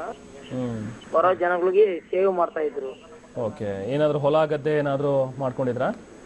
ಅವ್ರದ್ದು ಅಂದ್ರೆ ಕೋರೆ ಇತ್ತು ಸರ್, ಇದು ಕಲ್ ಕೋರೆ ಅಂತಾರಲ್ಲ, ಅದಿರ್ತಾ ಇತ್ತು ಸರ್ ಅವ್ರ ಹತ್ರ. ಓಕೆ. ಅಲ್ಲೇನಾದ್ರು ಕೆಲಸ ಏನಾದ್ರು ಮಾಡ್ತಿದ್ರ ಅಲ್ಲಿ? ಮತ್ತೆ ಪೊನ್ನಾಚಿ, ಮತ್ತೆ ದಂಟಲ್ಲಿ, ಅಲ್ಲಿ ಅವ್ರದ್ದು ಕೋರೆ ಇರ್ತಾ ಇತ್ತು. ಸರಿ. ಕೋರೆ ಪೊನ್ನಾಚಿಲಿ ಸುಮಾರು ಕೋರೆ ಇತ್ತು. ಎಷ್ಟು ಎಕರೆ ಅಂತ ಗೊತ್ತಿರಲಿಲ್ಲ. ಅಂದ್ರೆ ಕೋರೆ ಇರ್ತಾ ಇತ್ತು. ಓಕೆ. ಮತ್ತೆ ದಂಟದಲ್ಲಿ ಕೋರೆ ಇರ್ತಾ ಇತ್ತು. ಹೌದಾ? ಸರಿ. ಅಲ್ಲ, ಅವ್ರ ತಾಯಿ ಬಗ್ಗೆ ಏನಾದ್ರು ನಿಮ್ಗಳ ಹತ್ರ, ಅಲ್ಲಿ ಅವ್ರ ಫ್ರೆಂಡ್ಸ್ ಹತ್ರ ಎಲ್ಲ ಹೇಳ್ಕೊತಾ ಇದ್ರ? ನಮ್ಮ ತಾಯಿನ ನಾನು ಸದಾ ಜೊತೆಲೇ ಇಟ್ಕೋತೀನಿ, ಅವ್ರು ತೀರೋದ್ರು ಕೂಡ ನಾನು ಅವ್ರನ್ನ ಹೂಳೋದಿಲ್ಲ, ಆ ಥರ ಏನಾದ್ರು ಮಾತಾಡ್ತಿದ್ರ ಮುನಿಸ್ವಾಮಿ ಅವರು? ಆ ಥರ ಏನಿಲ್ಲ ಸರ್. ಕೇಳ್ಕೊಡ್ತೆ. ಓಕೆ. ಅವ್ರ ಕುಟುಂಬದಲ್ಲಿ ಯಾರೆಲ್ಲ ಇರ್ತಿದ್ರು? ಬೇರೆಯವರು ಇಬ್ರೇನಾ? ಬೇರೆ ರೈತ ಸರ್. ಯಾರು ಹೇಳಿ ಸರ್. ಕುಟುಂಬದಲ್ಲಿ ಬೇರೆ ಒಂದು ಒಟ್ಟು 9 ಜನ ಮಕ್ಳು ಸರ್. ಅದರಲ್ಲಿ ಅವರು ಗಂಡು ಮಕ್ಳು 5 ಜನ 6 ಜನ, ಮತ್ತೆ ಹೆಣ್ಮಕ್ಳು 4 ಜನ. ಓಕೆ. ಅಂದ್ರೆ ಅವ್ರ ಜೊತೆ ಹುಡ್ದೋರು 9 ಜನ ಒಟ್ಟಿನಲ್ಲಿ ಇವರು. ಅವ್ರಿಗೆ ಮಕ್ಳು ಮರಿ ಏನಿಲ್ಲ, ಅವ್ರ ಮದುವೆ ಆಗಿಲ್ಲ. ಇವರಿಗೆ ಯಾರಿಗೆ? ಮುನಿಸ್ವಾಮಿ ಅವ್ರಿಗೆ? ಮುನಿಸ್ವಾಮಿ ಅವ್ರಿಗೆ ಮದುವೆ ಆಗಿಲ್ಲ. ಇಲ್ಲಿ ಏನ್ ಇಬ್ರೇ ಇರ್ತಿದ್ದ? ತಾಯಿ ಮತ್ತೆ ಮಗ ಇಬ್ರೇ ಇರ್ತಿದ್ರ ಅಥವಾ ಬೇರೆಯವರು ಇರ್ತಿದ್ರ ಇವ್ರ ಜೊತೆ ಇಲ್ಲಿ? ಜೊತೆನಲ್ಲಿ ತಾಯಿ ಮತ್ತೆ ಮುನಿಸ್ವಾಮಿಯರು, ಅವ್ರ ಅಕ್ಕೋರು ಯಾರೋ ಒಬ್ರು ಇರ್ತಾ ಇದ್ರು. ಅವ್ರದೇ ಜೀವನ, ಅವರೇ ಮಾಡ್ತಾ ಇದ್ರು. ಅವರೇ ಅಡಿಗೆ ಮಾಡಾಕೋದು, ತಿಂಡಿ ಮಾಡಾಕೋದು, ಇದೆಲ್ಲ ಅವರೇ ಮಾಡ್ತಾ ಇದ್ರು. ಮತ್ತೆ ಬೇರೆ ಏನು ಇದ್ರಿಲ್ಲ. ಅವ್ರ ಅಕ್ಕನೂ ಜೊತೆಲೇ ಇರ್ತಿದ್ರ? 3 ಜನನು ಜೊತೆಲೇ ಇರ್ತಿದ್ರ ಇಲ್ಲಿ? ಜೊತೆಲಿ ಇದ್ರಿ ಸರ್. ಅವ್ರ ಅಕ್ಕನೂ ಜೊತೆಲಿ ಇರ್ತಿದ್ರು, ಇವರು ಜೊತೆಲಿ ಇರ್ತಿದ್ರು. Okay okay. ಸೊ ಇವ್ರ ತಾಯಿ ತೀರೋಗಿದ್ ವಿಚಾರ ನಿಮ್ಗಳಿಗೆ ಗೊತ್ತೇ ಆಗ್ಲಿಲ್ವಾ ಗ್ರಾಮದಲ್ಲಿ? ಅಲ್ಲಿ ಗೊತ್ತಾಗಿತ್ತು ಸರ್. ಅದು ಯಾವಾಗ? ಅದೇ ಈ 3ನೇ ತಿಂಗಳಲ್ಲಿ ತೀರೋದ್ರು ಅಂತ ಹೇಳಿ ಮಾರ್ಚ್ ಅಲ್ಲಿ ಗೊತ್ತಾಗಿತ್ತಾ ನಿಮ್ಗೆ? ಸರ್ ನಮ್ಗೆ 2012 ಎಂಡಲ್ಲೇ ಗೊತ್ತಾಗಿತ್ತು. ಆಯ್ತು ಹೋಯ್ತು ಅನ್ಕೊಂಡಿದ್ರು. ಎಂಡಲ್ ಅಂದ್ರೆ ಒಂದು 11ನೇ ತಿಂಗಳು 12ನೇ ತಿಂಗಳಲ್ಲಿ. ಸರಿ. ಅಂತೂ ಅದು ಜೀವ ಹೋಗಿರ್ಲಿಲ್ಲ, ಸ್ವಲ್ಪ ತಡ್ಕೊಂತು. 2013 3ನೇ ತಿಂಗಳು 7ನೇ ತಾರೀಕೇನೋ ಇದಾಗಿತ್ತು ಸರ್. ಓಕೆ. ಅಂದ್ರೆ ಅವ್ರು ತೀರೋಗಿದ್ದಾರೆ ಅಂತ ಹೇಳಿ ಗೊತ್ತಾಯ್ತು. ಆಮೇಲೆ ಏನು ಶವ ಸಂಸ್ಕಾರ, ಅಂತ್ಯ ಸಂಸ್ಕಾರ ಎಲ್ಲ ಏನ್ ಮಾಡ್ಲೇ ಇಲ್ವಾ ಇವರು ಮುನಿಸ್ವಾಮಿ ಅವರು? ಸರ್ ಎಲ್ಲ ಮಾಡಿದ್ರು. ಅವ್ರಂದ್ರೆ ಸರ್ 2012 ಎಂಡಲ್ಲೇ ಮಾಮೂಲಿ ಕೆಳಗಡೆ ಅಂಡರ್ಗ್ರೌಂಡ್ ತಗೊಂಡು ಇದೆಲ್ಲ ಮಾಡ್ತಾ ಇದ್ರು. ಅಂದ್ರೂ ಜನಗಳು ಏನು ಕಂಡ್ಕೊಂತಾ ಇರ್ಲಿಲ್ಲ ಸರ್. ಅದ್ ಏನ್ ಕಂಡ್ಕೊಂಡಿಲ್ಲ ಅಂದ್ರೆ, ಅವರು ಒಂದು 2 ವರ್ಷದಿಂದ ನಮ್ ಕಡೆ ನೀರ್ ಇರ್ಲಿಲ್ಲ, ಕುಡಿಯೋ ನೀರ್ ಇರ್ಲಿಲ್ಲ. ಸರಿ. ಆದ್ರಿಂದ ಅವ್ರು ನೀರ್ ಬಿಡ್ತಾ ಇದ್ರಲ್ಲ, ಅದರಿಂದ ಜನಗಳು ಏನು ಸ್ವಲ್ಪ ಇದು ತಗೊಂಡಿಲ್ಲ. ಇಲ್ಲಿ ಹಿಂಗ್ ಮಾಡಿದ್ರು ಏನ್ ತೊಂದ್ರೆ ಇಲ್ಲ ಬಿಡು ಅಂತ ಮಾತಾಡ್ತಿರ್ತಾ ಇದ್ರು. ಅಲ್ಲ, ಇವ್ರು ಅಂತ್ಯ ಸಂಸ್ಕಾರ ಎಲ್ಲ ಮಾಡಿದ್ರ? ತಾಯಿ ಅಂತ್ಯ ಸಂಸ್ಕಾರ ಏನಾದ್ರು ಮಾಡಿದ್ರ ಅಥವಾ ಹಂಗೆ ಇಟ್ಕೊಂಡಿದ್ರು ಶವನ? ಇಲ್ಲ ಸರ್, ಅದನ್ನ ಮಾಡಿದ್ರು. ಮಾಡ್ಬಿಟ್ಟೆ ಹಾಕಿತ್ತು. ಹಾ ಅಲ್ಲ ಆ ದೇಹನ ಏನ್ ಸುಟ್ಟಿದ್ರಾ ಅಥವಾ ಹೂತಾಕಿದ್ರಾ? ಸರ್ ದೇಹನ ಏನು ಮಾಡಿಲ್ಲ, ಅಂದ್ರೆ ಮಾಮೂಲಿ ಅದೇ ಇದ್ರಲ್ಲ ಇದ್ ಮಾಡಿದ್ರಲ್ಲ. ಓಕೆ ಓಕೆ, ಅದೇ ಒಂದು ಪೆಟ್ಟಿಗೆ ತರ ಮಾಡ್ಬಿಟ್ಟು ಅದ್ರಲ್ಲಿ ಇಟ್ಟಿದ್ರಾ? ಹೌದು ಸರ್, ಪೆಟ್ಟಿ ತರ ಮಾಡಿದ್ರಲ್ಲ ಹಾ ಹಾ ಹಾ, ಅದ್ರಲ್ಲಿ ಇಟ್ಟಿದ್ರು. ಓಕೆ, ಅಂದ್ರೆ ಹೂಳಕ್ ಹೋಗಿಲ್ಲ ಅವರು, ಹೂಡ್ತೂ ಇಲ್ಲ ಸುಟ್ಟಾಕೂನು ಇಲ್ಲ ದೇಹನ. ಹೌದು ಸರ್, ಅದೇ ಅಂಡರ್ಗ್ರೌಂಡ್ ತೋಡಿದ್ರು ಒಂದು 9 ಅಡಿನಲ್ಲಿ. ಹಾ, ಅದ್ರಲ್ಲಿ ಎರಡು ಚೈನ್ ಟೈಪ್ ಮಾಡ್ಬಿಟ್ಟು ಪೆಟ್ಟಿನಲ್ಲಿ ಹಾಕ್ಬಿಟ್ಟಿದ್ದೆ. ಒಂದು ಕೆಳಗಡೆಗ ಅದಕ್ಕೊಂದು 3 ಅಡಿ ಡಿಫ್ರೆಂಟ್ ಅಲ್ಲಿ ತೂಗ್ತಾ ಇದ್ರು. ಹಾ, ಏನಕ್ಕೆ ಅಂತ ಹಂಗ್ ಮಾಡ್ತಾ ಇದ್ದಿದ್ದವರು? ಏನ್ ನಮ್ ತಾಯಿ ದೊಡ್ಡದು, ಹಾ, ನಮ್ ತಾಯಿ ದೇವ್ರು, ಹಾ, ತಾಯಿಗಿಂತ ದೇವ್ರು ಯಾರಲ್ಲ ಅಂತ ಮಾಡ್ತಾ ಇದ್ರು. ಇದೇನ್ ಸುಮಾರು ಒಂದು 2 ಲಕ್ಷ ಎಲ್ಲ ಖರ್ಚು ಮಾಡಿದ್ರಂತ ಇದಕ್ಕೆ, ಹೌದಾ? ಏನ್ ಸರ್ ಪೆಟ್ಟಿ ಮಾಡ್ಸಿದ್ದ? ಪೆಟ್ಟಿ ಎಲ್ಲ ಮಾಡಿಸಿ ಅದಕ್ಕೇನೋ ಕೆಮಿಕಲ್ ಎಲ್ಲ ಹಾಕ್ಸಿದ್ರಂತವ್ರು.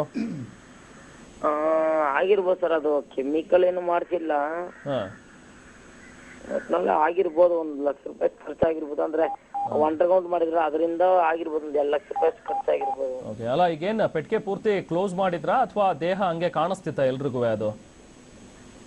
ಪೆಟ್ಟಿನಲ್ಲಿ ಅಂದ್ರೆ ಗ್ಲಾಸ್ ಟೈಪ್ ಕಾಣ್ತಾ ಇತ್ತು, ಎಲ್ಲಾರ್ಗು ಕಾಣ್ತಾ ಇತ್ತು ಅದು. ದೇಹ ಒಳಗಿರೋದು ಎಲ್ರಿಗೂ ಕಾಣಿಸ್ತಾ ಇತ್ತು, ಎಲ್ಲ ಕಾಣ್ತಾ ಇತ್ತು. ಅದು ಸ್ವಲ್ಪ ಏನೋ ಸ್ಮೆಲ್ ಬರ್ತದೆ ಅಂತಂದ್ರೆ ಲಾಕ್ ಮಾಡಿದ್ರು, ಮತ್ತೆ ಎಲ್ಲಾ ಕಡೆಗೆ ಕ್ಲೋಸ್ ಮಾಡಿದ್ರು ಕಾರಿನಲ್ಲಿ.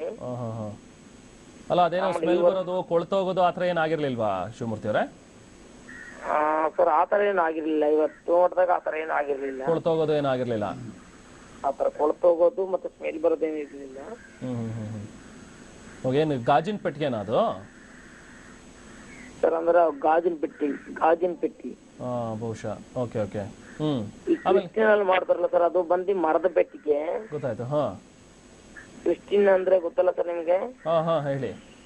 ಅದ್ರಲ್ಲಿ ಮರದ ಪೆಟ್ಟಿಗೆ, ಇದು ಬಂದು ಗಾಜಿನ ಪೆಟ್ಟಿಗೆ. ಇವ್ರು ಗ್ಲಾಸಿನ ಪೆಟ್ಟಿಗೆ ಮಾಡ್ಕೊಂಡಿದ್ರು, ಆತರ ಮಾಡಿದ್ರು ಸರ್ ಅದು.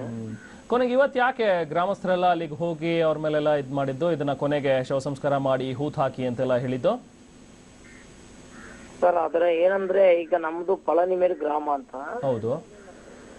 ಈ ಕಡೆ ನಮ್ಮೂರಿಂದ ಕೆಂಪನಟ್ಟಿ 1 ಕಿಲೋಮೀಟರ್ ಆಗುತ್ತೆ. ಹಾ, ಆ ಕಡೆ ಹೊಸದೊಡ್ಡಿ 1 ಕಿಲೋಮೀಟರ್ ಆಗುತ್ತೆ. ಸರಿ. ಮತ್ತೆ ಕೌದಲ್ಲಿ 1 ಕಿಲೋಮೀಟರ್ ಆಗುತ್ತೆ. ಇಲ್ಲಿಂದ ಒಂದು 5-6 ಕಿಲೋಮೀಟರ್ ಡಿಫ್ರೆಂಟ್ ಅಲ್ಲಿ 3 ಊರು ಐತೆ. ಆ ಕಡೆಗೆಲ್ಲ ಮಳೆ ಆಗುತ್ತೆ ಸರ್ ಚೆನ್ನಾಗ. ನಮ್ ಕಡೆ ಮಳೆ ಆಯ್ತಿಲ್ಲ. ಇಲ್ಲಿ ಪಳನಿ ಮೇಡಲ್ ಮಳೆ ಆಯ್ತಿರ್ಲಿಲ್ಲ. ಮತ್ತೆ ಈ ಕಡೆ ಪಳನಿ ಮೇಡಿಂದ ಹಲೋ, ಬಹುಶಃ ಕಟ್ ಆಗಿದೆ. ಐ ಥಿಂಕ್ ಮುಂಚೆ ಮಾತಾಡ್ದಂಗೆ ಶಿವಮೂರ್ತಿ ಅವರು ಕೂಡ ಅದೇನು ಹೇಳ್ತಾ ಇದ್ದಾರೆ, ಮಳೆ ಆಗ್ಲಿಲ್ಲ ಅಂತ ಹೇಳಿ ಗ್ರಾಮಸ್ಥರಿಗೆ ಆಗ ಡೌಟ್ ಬರೋದಕ್ಕೆ ಶುರು ಆಗಿದೆ. ಬಹುಶಃ ಇಲ್ಲಿ ಈತ ಹಿಂಗ್ ಇಟ್ಕೊಂಡಿರೋದು ಏನಾದ್ರು ಕಾರಣ ಇರ್ಬೋದು ಅಂತ ಹೇಳಿ ಇವತ್ತು ಅವ್ರ ಮನೆ ಹತ್ರ ಎಲ್ಲ ಹೋಗಿ ಅಥವಾ ನೋಡಿದ್ದಾರೆ. ಅದ ರಿಚುವಲ್ ತರ ಇಟ್ಟು ಪೂಜೆ ಮಾಡಿದ್ರೆ ಮಳೆ ಬರುತ್ತೆ ಅನ್ನೋ ನಂಬಿಕೆಯಿಂದನೂ ಇಟ್ಟಿರ್ಬೋದೇನೋ. ಮೇ ಬಿ ಎಸ್, ಖಂಡಿತ ಎಸ್. ಇದ್ರ ಬಗ್ಗೆ ಮತ್ತಷ್ಟು ನಾನು ಗುರುಗಳ ಜೊತೆಗೆ ಚರ್ಚೆಯನ್ನ ಮುಂದುವರಿಸ್ತೇನೆ. ಒಂದು ಚಿಕ್ಕ ಬ್ರೇಕ್ ನಂತರ. ಟಿವಿಎಲ್ ರವರ ವಿಶ್ವ ದರ್ಜೆಯ LPG ರೆಗ್ಯುಲೇಟರ್ಸ್, ವಾಲ್ವ್ಸ್, ಬರ್ನರ್ಸ್, ಪಿಗ್ಟೈಲ್ಸ್ ಮತ್ತು ಅಡಾಪ್ಟರ್ಗಳು ಕಳೆದ 30 ವರ್ಷಗಳಿಂದ 5 ಕೋಟಿಗೂ ಹೆಚ್ಚು ಮಾರಾಟವಾಗಿರುವ ಏಕೈಕ ಬ್ರಾಂಡ್. ಸುರಕ್ಷೆ ಮತ್ತು ಬಾಳ್ವಿಕೆಗಾಗಿ ಹಿಂದೆ ನಿಮ್ಮ ಹೋಟೆಲ್ ಹಾಗೂ ಕ್ಯಾಂಟೀನ್ಗಳಲ್ಲಿ ಅಳವಡಿಸಿ. ಟಿವಿಎಲ್. Hello 1 2 3 mic testing. ಪ್ರಿಯ ಗಂಡಸ್ರೆ good evening. Dot reality show Wild Stone. ಯಾರಿಗಂತೂ ಯಾರಿಗಿಲ್ಲ, ಹೆಣ್ಮಕ್ಳೇ ಸ್ಟ್ರಾಂಗ್ ಅದರು. ಯಾರಿಗುಂಟು ಯಾರಿಗಿಲ್ಲ, ನಾಳೆ ರಾತ್ರಿ 9 ಗಂಟೆಗೆ ನಿಮ್ಮ ಜೀ ಕನ್ನಡದಲ್ಲಿ.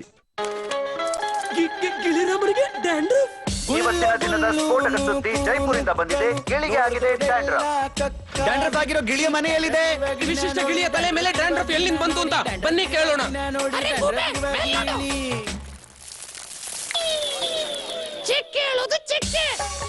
ಗೋಡೆಗಳಲ್ಲಿ ಚಕ್ಕೆಗಳ ರಗಳೆ, ಪೇಂಟ್ ಮಾಡೋ ಮೊದಲು ಹಚ್ಚಿ ಬಿರ್ಲಾ ವೈಟ್ ವಾಲ್ಗೆ ಪುಟ್ಟಿ.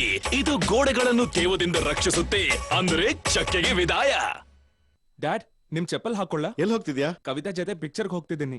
ಅದ್ ನನ್ನ ಆಫೀಸ್ ಚಪ್ಪಲ್. ಗೊತ್ತು ಡ್ಯಾಡ್, ಅದಕ್ಕೆ. ಹೊಸ ಗರ್ಲ್ ಫ್ರೆಂಡ್ ಕವಿತಾಗೆ ಹಾಯ್ ಹೇಳ್ದೆ. ಬೇರೆ ಏನಾದ್ರು? ಈ ಚಪ್ಪಲು ನಂದು ಅಂತಾನು ಹೇಳು. ಪ್ಯಾರಗಾನ್ ಆಫೀಸ್ ಚಪ್ಪಲ್, ಮಿಸ್ ಮಾಡಲಾಗದ ಸ್ಟೈಲ್ಸ್. 4 6 5 ನಾ ಕಾರ್ಲ. ನಿನ್ ತಲೆ ಅಂತೂ ವಿಮಾನ ತರ ಇದೆ.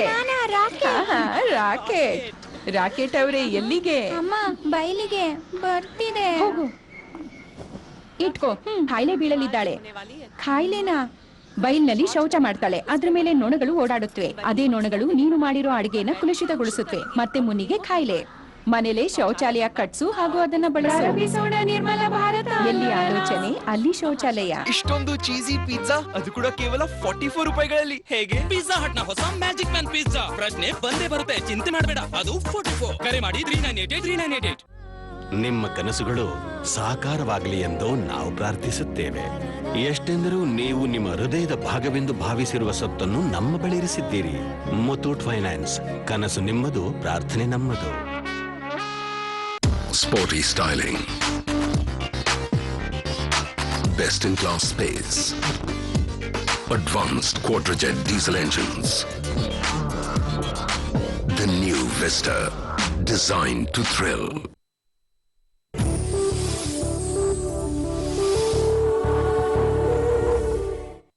ಮಮತೆಯೋ ಮುಕ್ತಿಯೋ ವಿಶೇಷ ಕಾರ್ಯಕ್ರಮಕ್ಕೆ ಮತ್ತೊಮ್ಮೆ ಸ್ವಾಗತ. ಗುರುಜಿ, ಈಗ ಶಿವಮೂರ್ತಿ ಅವರು ಹೇಳಿದ್ದನ್ನು ನಾವು ಕೇಳಿದ್ವಿ.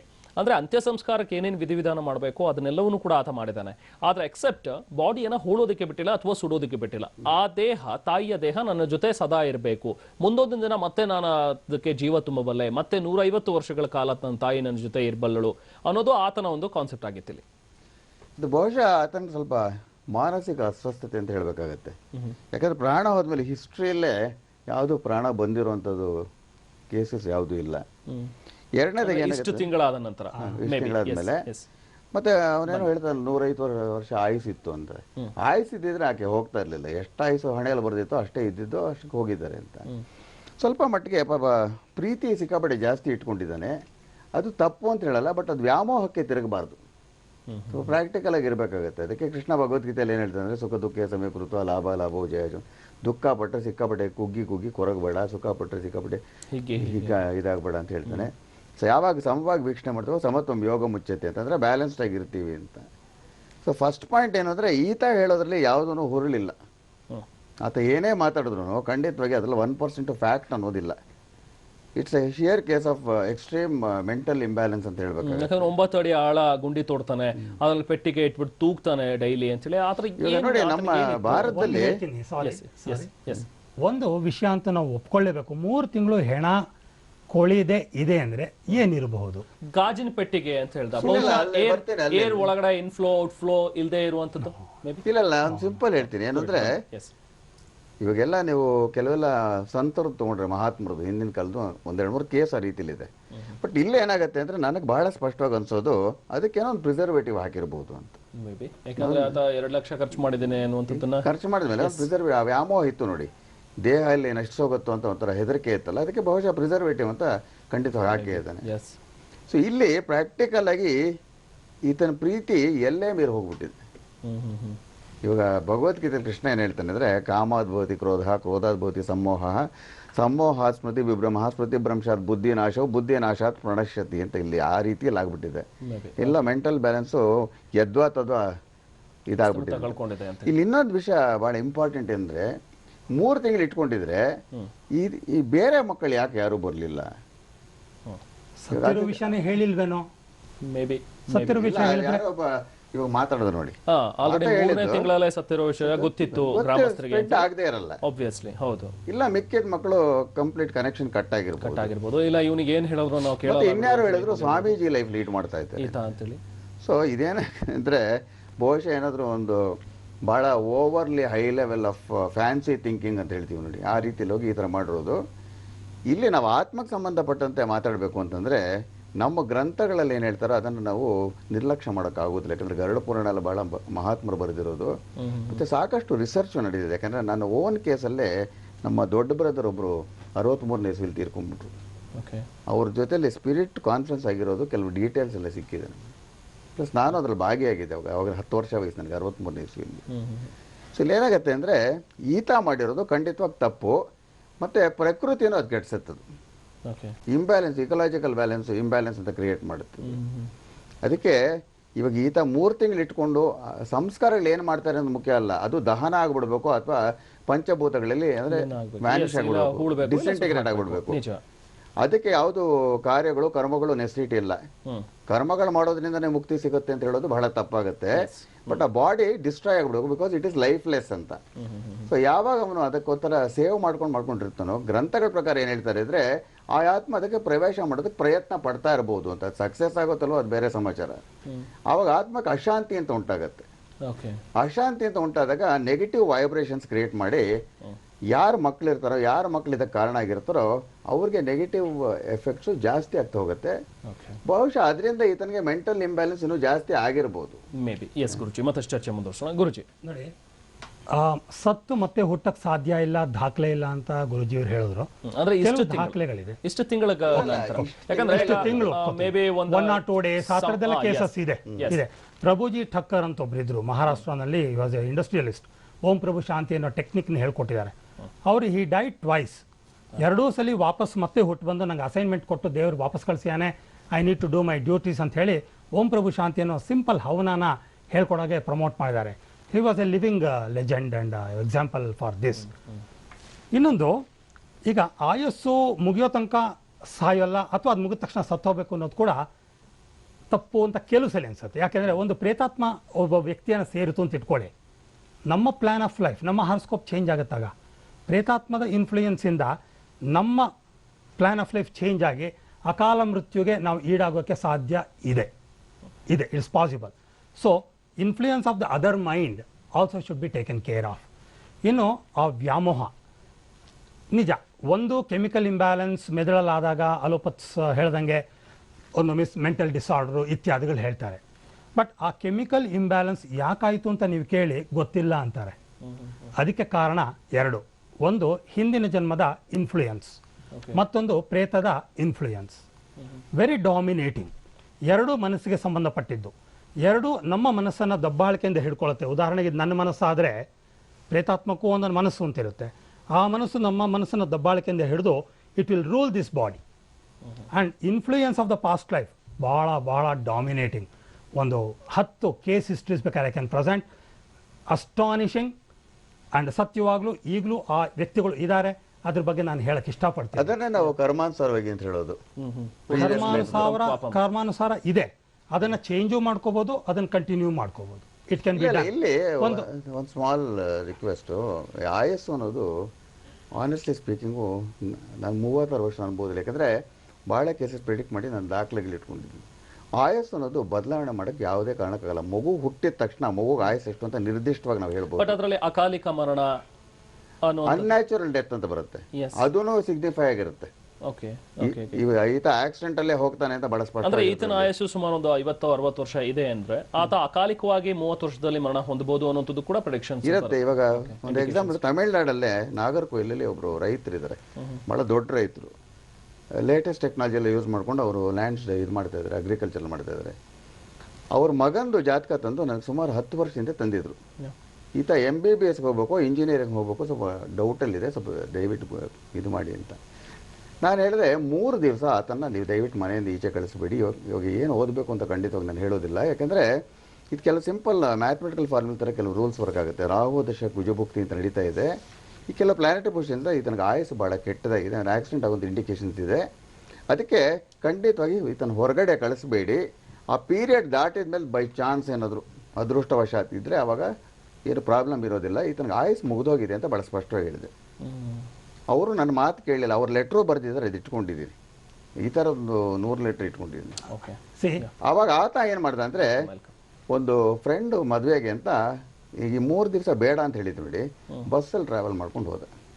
ನೆಕ್ಸ್ಟ್ ವಿಲೇಜ್ಗೆ ಏನೋ ಒಂದು ಹೋಗಿ ಊಟ ಗೀಟ ಮಾಡ್ಕೊಂಡ್ಬಿಟ್ಟ. ಮದುವೆಯಲ್ಲಿ ವಾಪಸ್ ಬರಬೇಕು ಅಂದರೆ ಹಳ್ಳಿ ಬಸ್ಗಳು ಕಿಟಕಿಗಳೆಲ್ಲ ತೆಗೆದಿರುತ್ತೆ, ಈ ಸೈಡ್ ರೋಡ್ಸ್ ಇರುತ್ತೆ ನೋಡಿ, ಅಲ್ಲಿಂದ ಒಬ್ಬ ಎತ್ತಿನ ಗಾಡಿಯವನು ಫುಲ್ ಕುಡ್ಕೊಂಡ್ಬಿಟ್ಟು ಫಾಸ್ಟಾಗಿ ಓಡಿಸ್ಕೊಂಡ್ಬರ್ತಾನೆ. ಆ ಎತ್ತಿನ ಗಾಡಿಯಲ್ಲಿ ಸ್ಪೈಕ್ಸ್ ಇತ್ತು, ಐರನ್ ಸ್ಪೈಕ್ಸು. ಆ ಬಸ್ಸಿಗೆ ಬರೋದು ನೋಡಿಬಿಟ್ಟು ಅವನು ನಿಲ್ಲಿಸ್ಬಿಟ್ಟ, ಜೋರಾಗಿ ಎತ್ತನ್ನು ಹೇಳ್ದು ಹಿಂಗೆ ಫೋರ್ಸೇಬಲ್ ಆಗಿ ನಿಲ್ಲಿಸ್ಬಿಟ್ಟ. ಆ ಫೋರ್ಸೇಬಲ್ ಆಗಿ ನಿಂತಾಗ ಏನಾಯಿತು ಅಂದರೆ, ಆ ಸ್ಪೈಕ್ ಒಂದು ಹಿಂಗೆ ಹಾರ್ಕೊಂಡ್ಬಂದು ಆ ಕಿಟಕಿಲಿ ಬಂದು ಈತನ ಮೆದ್ಲೊಳಗೆ ಹೋಗಿ ಈ ಕಡೆ ಬಂತು. ಸ್ಪಾಟಲ್ಲಿ ಹೋಗ್ಬಿಟ್ಟ ಅವನು. ಆಮೇಲೆ ಲೆಟ್ರ್ ಬರೀತಾರೆ ಅವರು. ನನ್ನ ಪ್ರಕಾರ ಇವಾಗ ನಮ್ಮ ಓನ್ ಬ್ರದರ್ದೇ ಒಂದು ಕೇಸ್ ಇದೆ, 63ನೇ ಇಸ್ವಿಲಿ ಹೋಗ್ಬಿಟ್ಟು. ಅವರು ಭಾಳ ಜ್ಯೋತಿಷಲ್ಲಿ ಪ್ರವೀಣರು. ಅವರೊಂದು ಚೀಟಿಯಲ್ಲಿ ಬರೆದಿದ್ರು, my last day on earth will be 9th September 1963 ಅಂತ ಪ್ರಿಸೈಸ್ ಆಗಿ 9ನೇ ತಾರೀಕು ಸೆಪ್ಟೆಂಬರ್ 63 ಇಸಲು ಹೋಗಿದ್ದವರು. ಸೊ ಇದು ಲೈಫ್ ಅನ್ನೋದು ಡಿಸೈಡ್ ಆಗಿಬಿಡುತ್ತೆ. ಆಯುರ್ಭಾವ ಅಂತ ನೋಡ್ತೀವಿ ಜಾತಕದಲ್ಲಿ. ಅದಕ್ಕೆ ನಮ್ಮ ಆಯಸ್ಸೆಷ್ಟು ಅಂತ ಖಂಡಿತವಾಗಿ ನಾವು ಡಿಸೈಡ್ ಮಾಡ್ಕೊಳಕ್ಕೆ ಆಗೋದಿಲ್ಲ. ಅದಕ್ಕೆ ಮದುವೆಗಳೆಲ್ಲ ಆದಾಗ ನಾವು ಮ್ಯಾಚಿಂಗ್ ಎಲ್ಲ ಮಾಡಿದಾಗ ಅಷ್ಟಮ ಸ್ಥಾನ, ಮಾಂಗಲ್ಯ ಸ್ಥಾನ, ಆಯುಸ್ಥಾನ ಅಂತ ನೋಡಿ ಈ ಹುಡುಗಿ ಎಷ್ಟು ವರ್ಷ ಬದುಕಿರ್ತಾಳೆ, ಹುಡುಗ ಎಷ್ಟು ವರ್ಷ ಬದುಕಿರ್ತಾನೆ, ಇದೆಲ್ಲ ನಾವು ನೋಡ್ತೀವಿ. ಪ್ರಾಬಬಲಿ ನಾವು ಭಾಳ ರಿಸರ್ಚ್ ಮಾಡಬೇಕಾಗತ್ತೆ. ಬಾಬೂಜಿ ಗುರುಗಳು ಮತ್ತು ನಾನು ಸೇರಿ ರಿಸರ್ಚ್ ಮಾಡಬೇಕು. ಯಾಕಂದರೆ ಸಾಧಾರಣವಾಗಿ ನನ್ನ ಹತ್ರ ಬರುವಂಥ ಕೇಸಸ್ಸು ಮೊದಲು ಡಾಕ್ಟರ್ ಹತ್ರ ಹೋಗ್ತಾರೆ, ಆಮೇಲೆ ಆಯುರ್ವೇದ ಇತ್ಯಾದಿಗಳಾದಮೇಲೆ ದೇವಸ್ಥಾನಗಳು, ಅಸ್ಟ್ರಾಲಜರ್ಸು ಎಲ್ಲರ ಹತ್ರ ಹೋಗಿ ಕೊನೆಗೆ ನನ್ನ ಹತ್ರ ಬರ್ತಾರೆ. ಅವರ ಮನಸ್ಸಿನ ಶಕ್ತಿಯಿಂದಾನೇ ಅವ್ರಿಗೆ ಏನು ಬೇಕೋ ಅದು ಪಡ್ಸೋಕ್ಕೆ ಸಾಧ್ಯ ಆಗಿದೆ. ಇನ್ಫ್ಯಾಕ್ಟ್ ಇದ್ರ ಬಗ್ಗೆ ನಾನು ತುಂಬಾ ವರ್ಕ್ ಮಾಡಿದ್ದೀನಿ. Maybe we should join hands and ಒಂದು ರಿಸರ್ಚ್ ಥರ ಮಾಡ್ಬೋದು ಬೇಕಾದರೆ. ಕಾರಣ ಇಟ್ಸ್ ಪಾಸಿಬಲ್. ಒಬ್ಬರು ಮೆಡಿಕಲ್ ಡಾಕ್ಟರ್ ನನ್ನ ಹತ್ರ ಬಂದರು. She wanted to live for a long time. ಎಲ್ಲ ಇದೆ, ಗಂಡ ಡಾಕ್ಟ್ರು, ಮಕ್ಕಳ ಡಾಕ್ಟ್ರು, ಈಕೆ ಡಾಕ್ಟ್ರು, ಭಾಳ ರೋರಿಂಗ್ ಪ್ರಾಕ್ಟೀಸ್ ಎಲ್ಲ ಇದೆ. ಒಬ್ಬ ಅಸ್ಟ್ರಾಲಜರ್ ಹೇಳಿದ್ರು, ನೀನು ಇಂಥ ದಿನ ಸತ್ತೋಗ್ತೀಯ ಅಂತ. ಅವ್ರು ಹೇಳಿದ್ದೆಲ್ಲ ಇದುವರೆಗೂ 100% ಆಗಿದೆ. ಇಂಥ ದಿನ ನೀನು ಸತ್ತೋಗ್ತೀಯಮ್ಮ, ನಿನಗೆ ಗ್ರಹಗತಿ ಚೆನ್ನಾಗಿಲ್ಲ ಅಂತಂದರು. And she started deteriorating. ಆಕೆ ನನ್ನನ್ನು ಬಂದು ಮೀಟ್ ಮಾಡಿದ್ರು. ಗುರುಗಳೇ, ನನಗೆ ಈ ಥರ ಹೇಳಿದ್ದಾರೆ, ಇದುವರೆಗೂ ಹೇಳಿದ್ದೆಲ್ಲ ಆಗಿದೆ, ಇನ್ನು ಮುಂದೆ ಇದು ಗ್ಯಾರಂಟಿ ಆಗುತ್ತೆ, ನಾನು ಸತ್ತು ಹೋಗ್ತೀನಿ, ನಾನು ಸಾಯಕ್ಕೆ ಇಷ್ಟ ಇಲ್ಲ ಅಂತ ಹೇಳಿದ್ರು. ನಾನು ಹೇಳಿದೆ, ಟಿ ವಿಗೆ ಕೊಟ್ಟರೆ ನಾನು ನಿನ್ನ ಕೇಸ್ ತೊಗೋತೀನಿ ಹಿಂದೆ, ಯೋಚನೆ ಮಾಡಿ ಹೇಳ್ತೀನಿ ಅಂಥೇಳಿ ಕೊನೆಗೆ ಕೊಡಲ್ಲ ಅಂದರು. ನಾನು ಹೀಲ್ ಮಾಡಲ್ಲ ಹೋಗು ಅಂದೆ. ಒಂದು ವಾರ ಆದಮೇಲೆ ನನಗೆ ಅನ್ನಿಸ್ತು, ಆಕೆ ಬದುಕಿದ್ರೆ 100 ಜನಕ್ಕೆ ಸಹಾಯ ಆಗುತ್ತೆ, ನನ್ನ ರೂಲ್ಸಿಂದ ಒಂದು ಸ್ಟೆಪ್ ಕೆಳಗಿಳಿದ್ರೆ ನಾನು ಕಳ್ಕೊಳ್ಳೋದು ಏನಿಲ್ಲ ಅಂಥೇಳಿ ಕರೆದು ಐ ಹೀಲ್ಡ್ ಹರ್. ಆಕೆ ಇಬ್ಬರನ್ನ ಕನ್ಸಲ್ಟ್ ಮಾಡಿದರು. ಒಬ್ಬರು ಯಾರು ಹೇಳಿದ್ರು ಅದು ಸ್ಯಾಟಿಸ್ಫೈ ಆಗದೆ ಸೆಕೆಂಡ್ ಒಪಿನಿಯನ್ ಇನ್ನೊಬ್ರದ್ದು ತೊಗೊಂಡಿದ್ರು. ಇಬ್ಬರು ಅದೇ ಥರ ಹೆಚ್ಚು ಕಮ್ಮಿ ಹೇಳಿದ್ರಿಂದ ಆಕೆ ಶಿ ಕೇಮ್ ಟು ಮಿ. ಆಕೆ ಮನಸ್ಸಿನ ಶಕ್ತಿಯಿಂದಾನೇ ಅದೇನು ಪ್ರಾಬ್ಲಮ್ ಇತ್ತು ಅದನ್ನ ಕಂಪ್ಲೀಟ್ ಸರಿ ಮಾಡಿಸ್ದೆ. And she is a very good practitioner. 100 ಜನಕ್ಕೆ ಸಹಾಯ ಮಾಡಿಕೊಂಡು ತುಂಬ ಸಂತೋಷವಾಗಿ ಬದುಕಿ ಬಾಳಿದ್ದಾರೆ. ಹಾಗಾಗಿ ನಮ್ಮ ಮನಸ್ಸಿಗಿರೋ ಶಕ್ತಿ ಇನ್ನು ಯಾತಕ್ಕೂ ಇಲ್ಲ ಅನ್ನೋ ಭಾವನೆ ನಂದದು. ಆ್ಯಂಡ್ ಡೆಫಿನೆಟ್ಲಿ ಈ ಏನಂತಾರೆ ಅದಕ್ಕೆ ಒಂದು ಹುಚ್ಚುತನ ಇದೆಯಲ್ಲ, ಅದು ಡೆಫಿನೆಟ್ ಆಗಿ it is connected both for past life and spirit. ಇದಕ್ಕೆ ಕೆಲವು ಎಕ್ಸಾಂಪಲ್ಸ್ ಕೊಟ್ಟು ನನ್ನ ಜಸ್ಟಿಫಿಕೇಶನ್, ನನ್ನ ಸ್ಟೇಟ್ಮೆಂಟ್ ಮಾಡ್ಕೋಬೇಕು ಅಂತ ಇಷ್ಟಪಡ್ತೀನಿ ನಾನು. ಓಕೆ ಗುರುಜಿ, ಮತ್ತಷ್ಟು ನಾನು ಇದ್ರ ಬಗ್ಗೆ ಚರ್ಚೆಯನ್ನು ಮುಂದುವರಿಸ್ತೇನೆ ಒಂದು ಚಿಕ್ಕ ಬ್ರೇಕ್ ನಂತರ.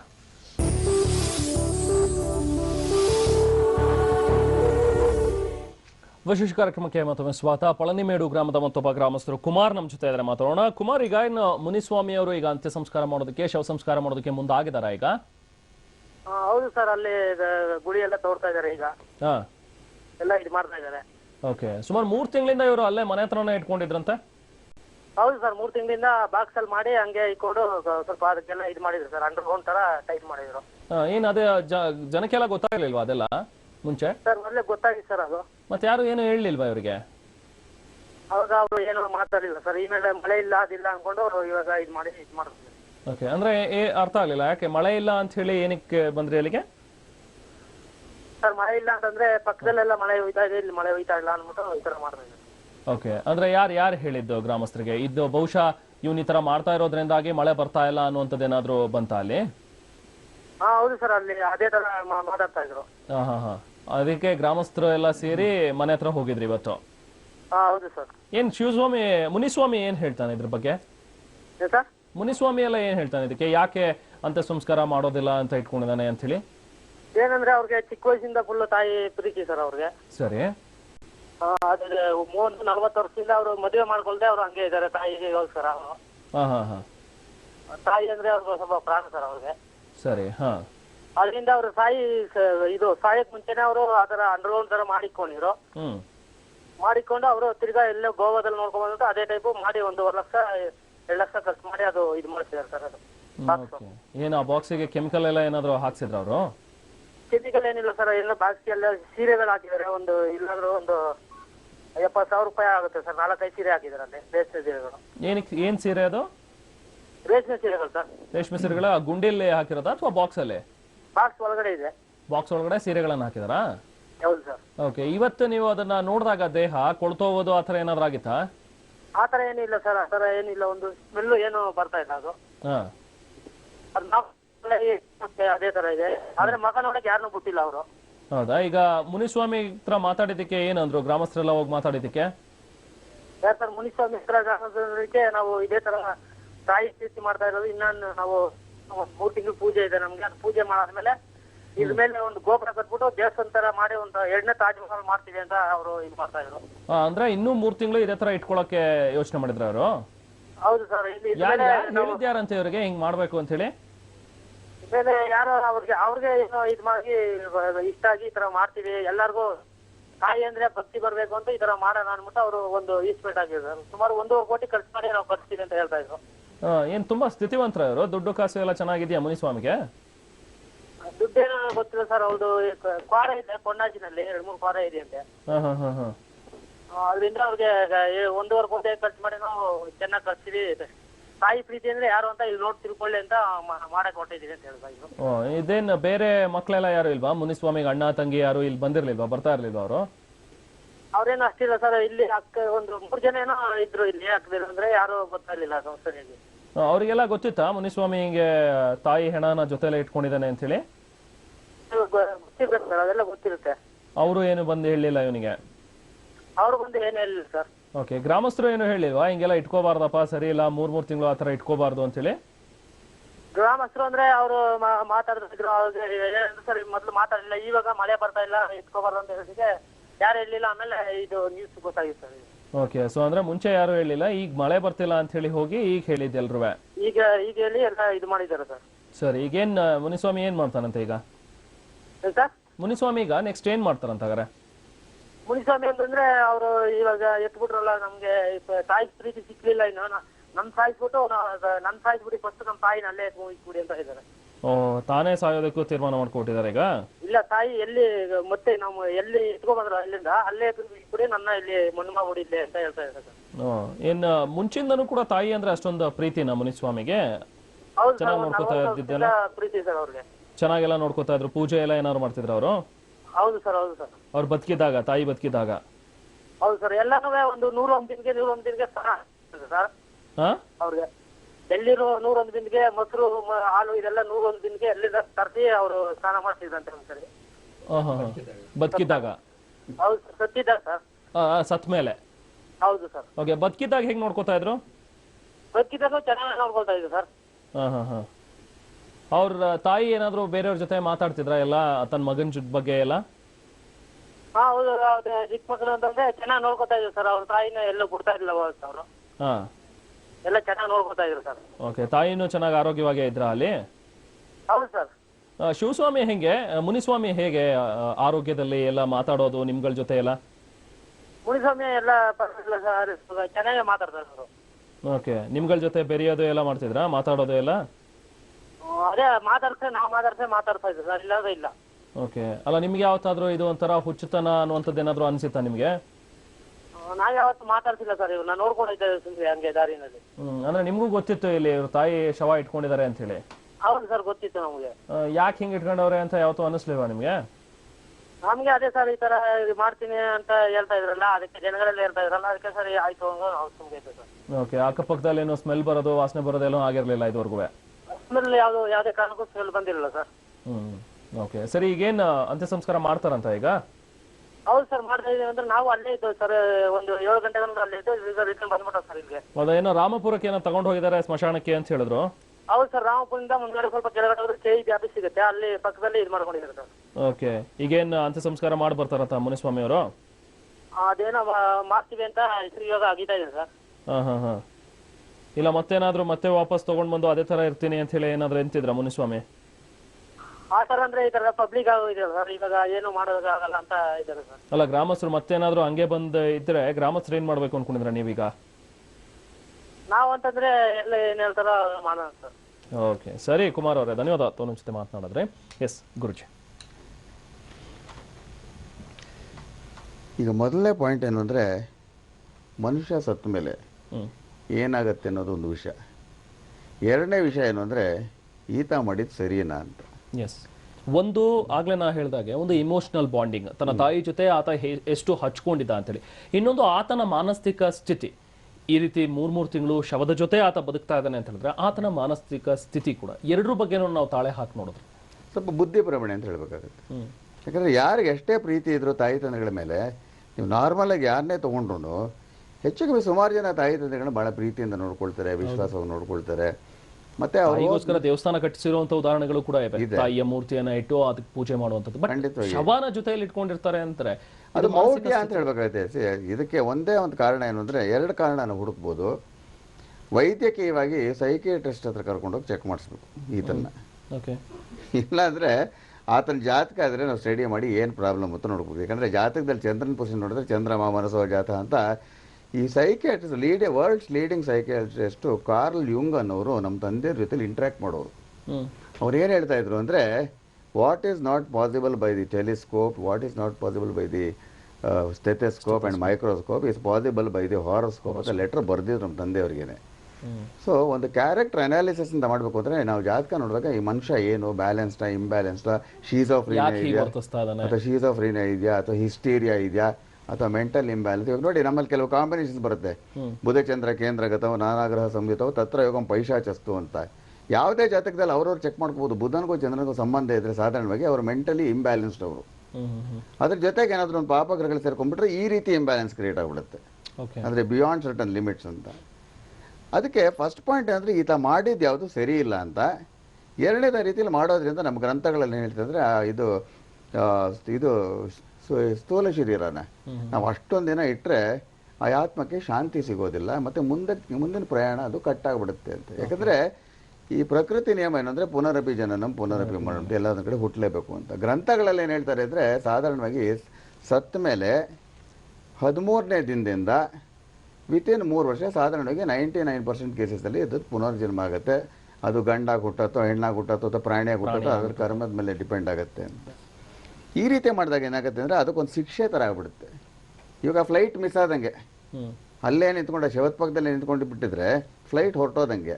ಆವಾಗ ಗ್ರಂಥಗಳಲ್ಲಿ ಏನು ಹೇಳ್ತಾರೆ ಅಂದರೆ, 13 ಭೂಮಿ ವರ್ಷಗಳು ಇಲ್ಲೇ ಅಲಿತಾ ಇರುತ್ತಂತೆ. ಅದಕ್ಕೆ ಹೊಟ್ಟೆ ಹಸಿಯತ್ತಂತೆ, ಊಟ ಮಾಡೋಕ್ಕಾಗಲ್ಲ, ಹೊಟ್ಟೆ ಹಸ್ದಂಗೆ ಫೀಲಿಂಗು, ಬಾಯಾರಿಕೆ ಆದಂಗೆ ಆಗುತ್ತೆ ಅಂತೆ, ನೀರು ಕುಡಿಯೋಕ್ಕಾಗೋದಿಲ್ಲ, ಟೆನ್ಷನ್ ಆಗುತ್ತೆ, ಯಾರ ಹತ್ರ ಮಾತಾಡೋಕ್ಕಾಗಲ್ಲ, ನರಳಿ ಅಲ್ಲೊಂಥರ ಜೀವ ಇದ್ರೂ ನರಕ ಅದಕ್ಕೆ ಅಂತ. ಇನ್ಫ್ಯಾಕ್ಟ್ ಅದಕ್ಕೆ ಸುಮಾರು ಕೇಸಸ್, ಜೈಪುರ್ ಒಂದು ಕೇಸ್ ಬಂದಿದೆ, ಅದು ಸ್ವಲ್ಪ ಟೈಮ್ ಯಾವಾಗಲೂ ಇದಾಗಬೇಕಾದ್ರೆ ಅದನ್ನು ತೋರಿಸ್ಬೋದು ನಾವು ಆ್ಯಕ್ಚುಯಲ್ ಕೇಸಸ್ನ ಇಟ್ಕೊಂಡ್ಬಿಟ್ಟು. ಈ ಪುನರ್ಜನ್ಮಕ್ಕೆ ಸಂಬಂಧಪಟ್ಟಿದ್ದ ಕೇಸಸ್ಸು ಬಹಳ ಇದೆ, ವಿತ್ ಪ್ರೂಫ್ ಇದೆ. ಯಾರೋ ಎಲ್ಲೋ ಆಂಧ್ರದಲ್ಲಿ ಹುಟ್ಟುಬಿಟ್ಟು ಅವ್ರು ಸತ್ತೋಗ್ಬಿಟ್ಟು ಮತ್ತೆ ಸಡನ್ನಾಗಿ ಈಜಿಪ್ಷಿಯನ್ ಭಾಷೆಯಲ್ಲಿ ಮಾತಾಡ್ತಾ ಇರುವಂಥದ್ದೆಲ್ಲ ಕೇಸಸ್ ಸುಮಾರಾಗಿದೆ. ಅದು ಸುಮಾರು ಒಂದು 10-12 ಕೇಸ್ಗಳು ನನ್ನ ಹತ್ರನೇ ಇದೆ.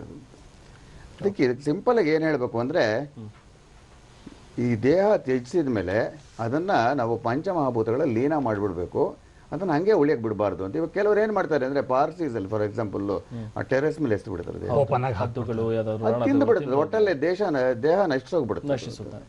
ಯಾವುದೋ ಒಂದು ರೀತಿಯಲ್ಲಿ ನೀವು ದಹನ ಮಾಡ್ತಿರೋ, ಹೂತು ಬಿಡ್ತಿರೋ ಅಥವಾ ಇನ್ನೊಂಥರ ಪ್ರಾಣಿಗೆ ಹಾಕ್ಬಿಡ್ತಿರೋ, ಒಟ್ಟಲ್ಲಿ ಆ ದೇಹ ಅನ್ನೋದು ಹೊರಟೋಗುತ್ತೆ ಅಂತ.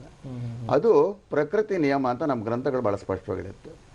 ಈತ ಏನು ಮಾಡಿದ್ದಾನೆ ಅಂದರೆ, ಈತನಿಗೂ ಹಿಂಸೆ, ಜೊತೆಯಲ್ಲಿರೋರಿಗೂ ಹಿಂಸೆ, ಬಹುಶಃ ತಾಯಿ ಆತ್ಮ ಏನಾದ್ರಿದ್ರೆ ಅದಕ್ಕಂತೂ ನರಕ ಯಾತನೆ ಅಂತಾನೆ ಹೇಳ್ಬೇಕಾಗುತ್ತೆ.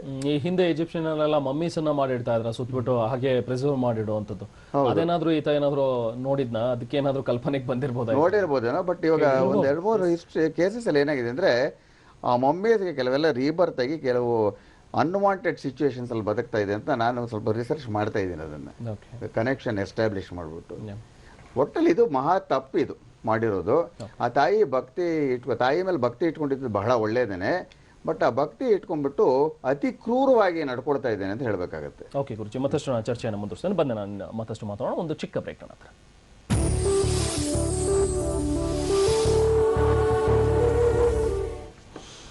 ವಿಶೇಷ ಕಾರ್ಯಕ್ರಮಕ್ಕೆ ಮತ್ತೊಮ್ಮೆ ಸ್ವಾಗತ. ಡಾಕ್ಟರ್ ಭಾನುಪ್ರಕಾಶ್ ಶರ್ಮಾ ಅವರಿದ್ದಾರೆ, ಅವ್ರ ಜೊತೆಗೆ ನಾವು ಮಾತಾಡೋಣ. ಭಾನುಪ್ರಕಾಶ್ ಶರ್ಮಾ ಅವರೇ, ಬಹುಶಃ ಈಗಾಗಲೇ ವಿಚಾರ ನಿಮಗೆ ಗೊತ್ತಾಗಿದೆ ಅಂತ ಅನ್ಕೋತೀನಿ. 3 ತಿಂಗಳ ಕಾಲ ಶವ ಸಂಸ್ಕಾರ ಮಾಡದಲ್ಲೇ ಇಟ್ಕೊಂಡಿದ್ದಂತಹ ಒಂದು ವಿಚಾರ. ಸೊ ಇಂತಹ ಸಂದರ್ಭಗಳಲ್ಲಿ ಏನಾಗುತ್ತೆ, ಆತ್ಮಕ್ಕೆ ಯಾವ ರೀತಿಯಾದಂತಹ ತೊಂದರೆ ಆಗಿದೆ, ಏನ್ ಮಾಡಬೇಕಿತ್ತು, ಈತ ಯಾವ ರೀತಿಯಾಗಿ ಈತ ನಡ್ಕೊಂಡಿದ್ದಾನೆ, ತಾವೇನ್ ಹೇಳ್ತೀರಾ ಇದಕ್ಕೆ? ಕಾರ್ಯಕ್ರಮವನ್ನ ನಾನು ವೀಕ್ಷಣೆ ಮಾಡ್ತಾ ಇದ್ದೆ. ನಮ್ಮ ಸಂಪೂರ್ಣ ಮಾಹಿತಿಯನ್ನ ನಮ್ಮ ಸಚ್ಚಿದಾನಂದ ಬಾಬು ಅವರು ಈಗಾಗಲೇ ನಮ್ಮ ಶಾಸ್ತ್ರದ ಏನಿದೆಯೋ ಅದ್ರ ಪ್ರಕಾರ ಎಲ್ಲ ಕರ್ಮಗಳನ್ನ ಯಾವ ರೀತಿ ಸ್ಥೂಲ ಶರೀರ ಮತ್ತೆ ಸೂಕ್ಷ್ಮ ಶರೀರದ ಬಗ್ಗೆ ಸಂಪೂರ್ಣವಾಗಿ ಅವರು ವಿಶ್ಲೇಷಣೆ ಮಾಡಿದ್ರು. ಕರೆಕ್ಟ್ ಸತ್ಯವಾಗಿರತಕ್ಕಂಥದ್ದು ಅದೇ ರೀತಿ ಮಾಡಬೇಕು. ಜೊತೆಗೆ ಬಾಲಕೃಷ್ಣ ಗುರುಜಿ ಅವರು ಇದ್ದಾರೆ. ಅವ್ರು ಯಾಕೆಂದ್ರೆ ಮುಂಚಿದ್ಲು ನಮ್ಗೆ ಚಿರಪರಿಚಿತ, ನಮಗೂ ಇಬ್ರಿಗೂ ಒಬ್ರೆ ಹಿಂದೆ ಗುರುಗಳೊಬ್ರು ಇದ್ರು, ನಾವು ಜೊತೆ ಇದ್ದಾಗೆಲ್ಲ ಅದ್ರ ಬಗ್ಗೆ ಎಲ್ಲ ಮಾಡ್ತಿದ್ವಿ. ಆದ್ರಿಂದ ಅವರು ಹೇಳಿರ್ತಕ್ಕಂಥ ಕೆಲವು ವಿಚಾರಗಳನ್ನ ತಗೊಳ್ಬೇಕಾಗತ್ತೆ. ಆದ್ರೆ ಇಲ್ಲಿ ಶರೀರ ಸಂಸ್ಕಾರದ ಬಗ್ಗೆ ಬಂದಾಗ ನಮ್ಗೇನಾಗ್ತದೆ ಅಂದ್ರೆ, ಸ್ಥೂಲ ಶರೀರಕ್ಕೆ ನಮ್ಮಲ್ಲಿ ಸಂಸ್ಕಾರ ಅನ್ನೋದು ಅತಿ ಅವಶ್ಯಕವಾಗ್ತದೆ. ಯಾಕೆಂದ್ರೆ ಪಂಚಭೂತಗಳಿಂದ ಆಗಿರತಕ್ಕಂತ ಶರೀರವನ್ನ ಪಂಚಭೂತಗಳಿಗೆ ನಾವು ಮೊದಲು ಸೇರಿಸಬೇಕಾದ್ದು ನಮ್ಮ ಕರ್ತವ್ಯ ಮೊದಲನೇದಾಗಿ.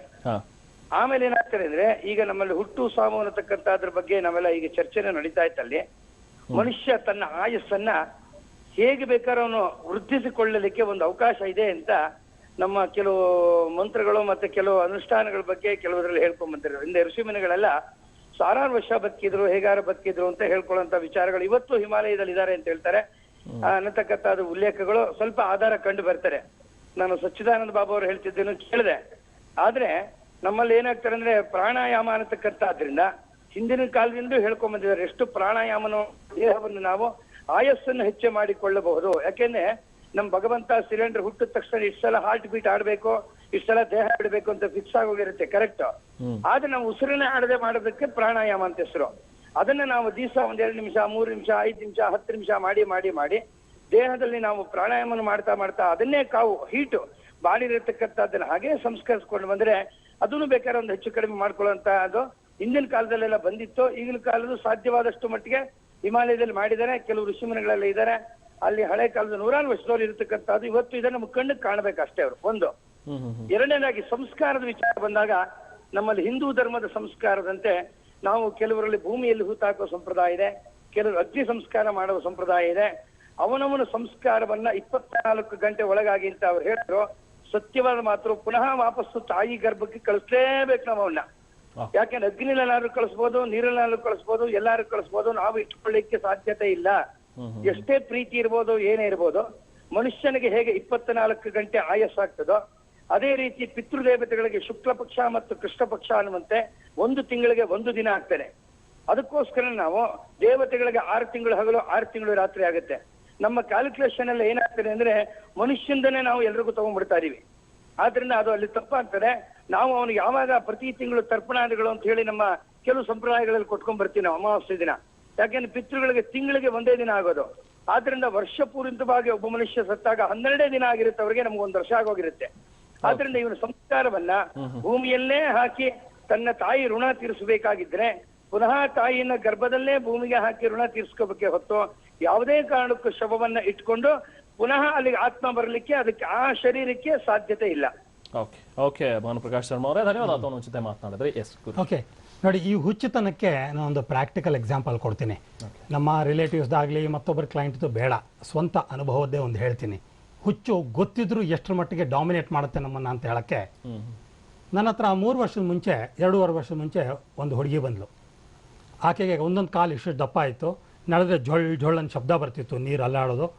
ನನ್ನ ಒಂದು ಪ್ರೋಗ್ರಾಮ್ನ ನಿಮ್ಮ ಫಸ್ಟ್ ಹೀಗೂ ಉಂಟೆ ನೋಡಬೇಕಾದ್ರೆ ಫಸ್ಟ್ ಫ್ಲೋರಿಂದ ಗ್ರೌಂಡ್ ಫ್ಲೋರ್ಗೆ ನಡ್ಕೊಂಡ್ಬಂದು ಕಷ್ಟಪಟ್ಟು ನೋಡಿದ್ಮೇಲೆ ವಾಪಸ್ ಹತ್ತಕ್ಕಾಗದೆ ಗ್ರೌಂಡ್ ಫ್ಲೋರಲ್ಲೇ ಮಲಗಿದ್ಲು. ಅಷ್ಟು ಕೆಟ್ಟ ಸ್ಥಿತಿ ಇತ್ತು. ಯಾವ ಡಾಕ್ಟ್ರು, ಯಾವ ದೇವಸ್ಥಾನ, ಯಾವುದು ಏನೂ ಮಾಡೋಕ್ಕಾಗಿರಲಿಲ್ಲ.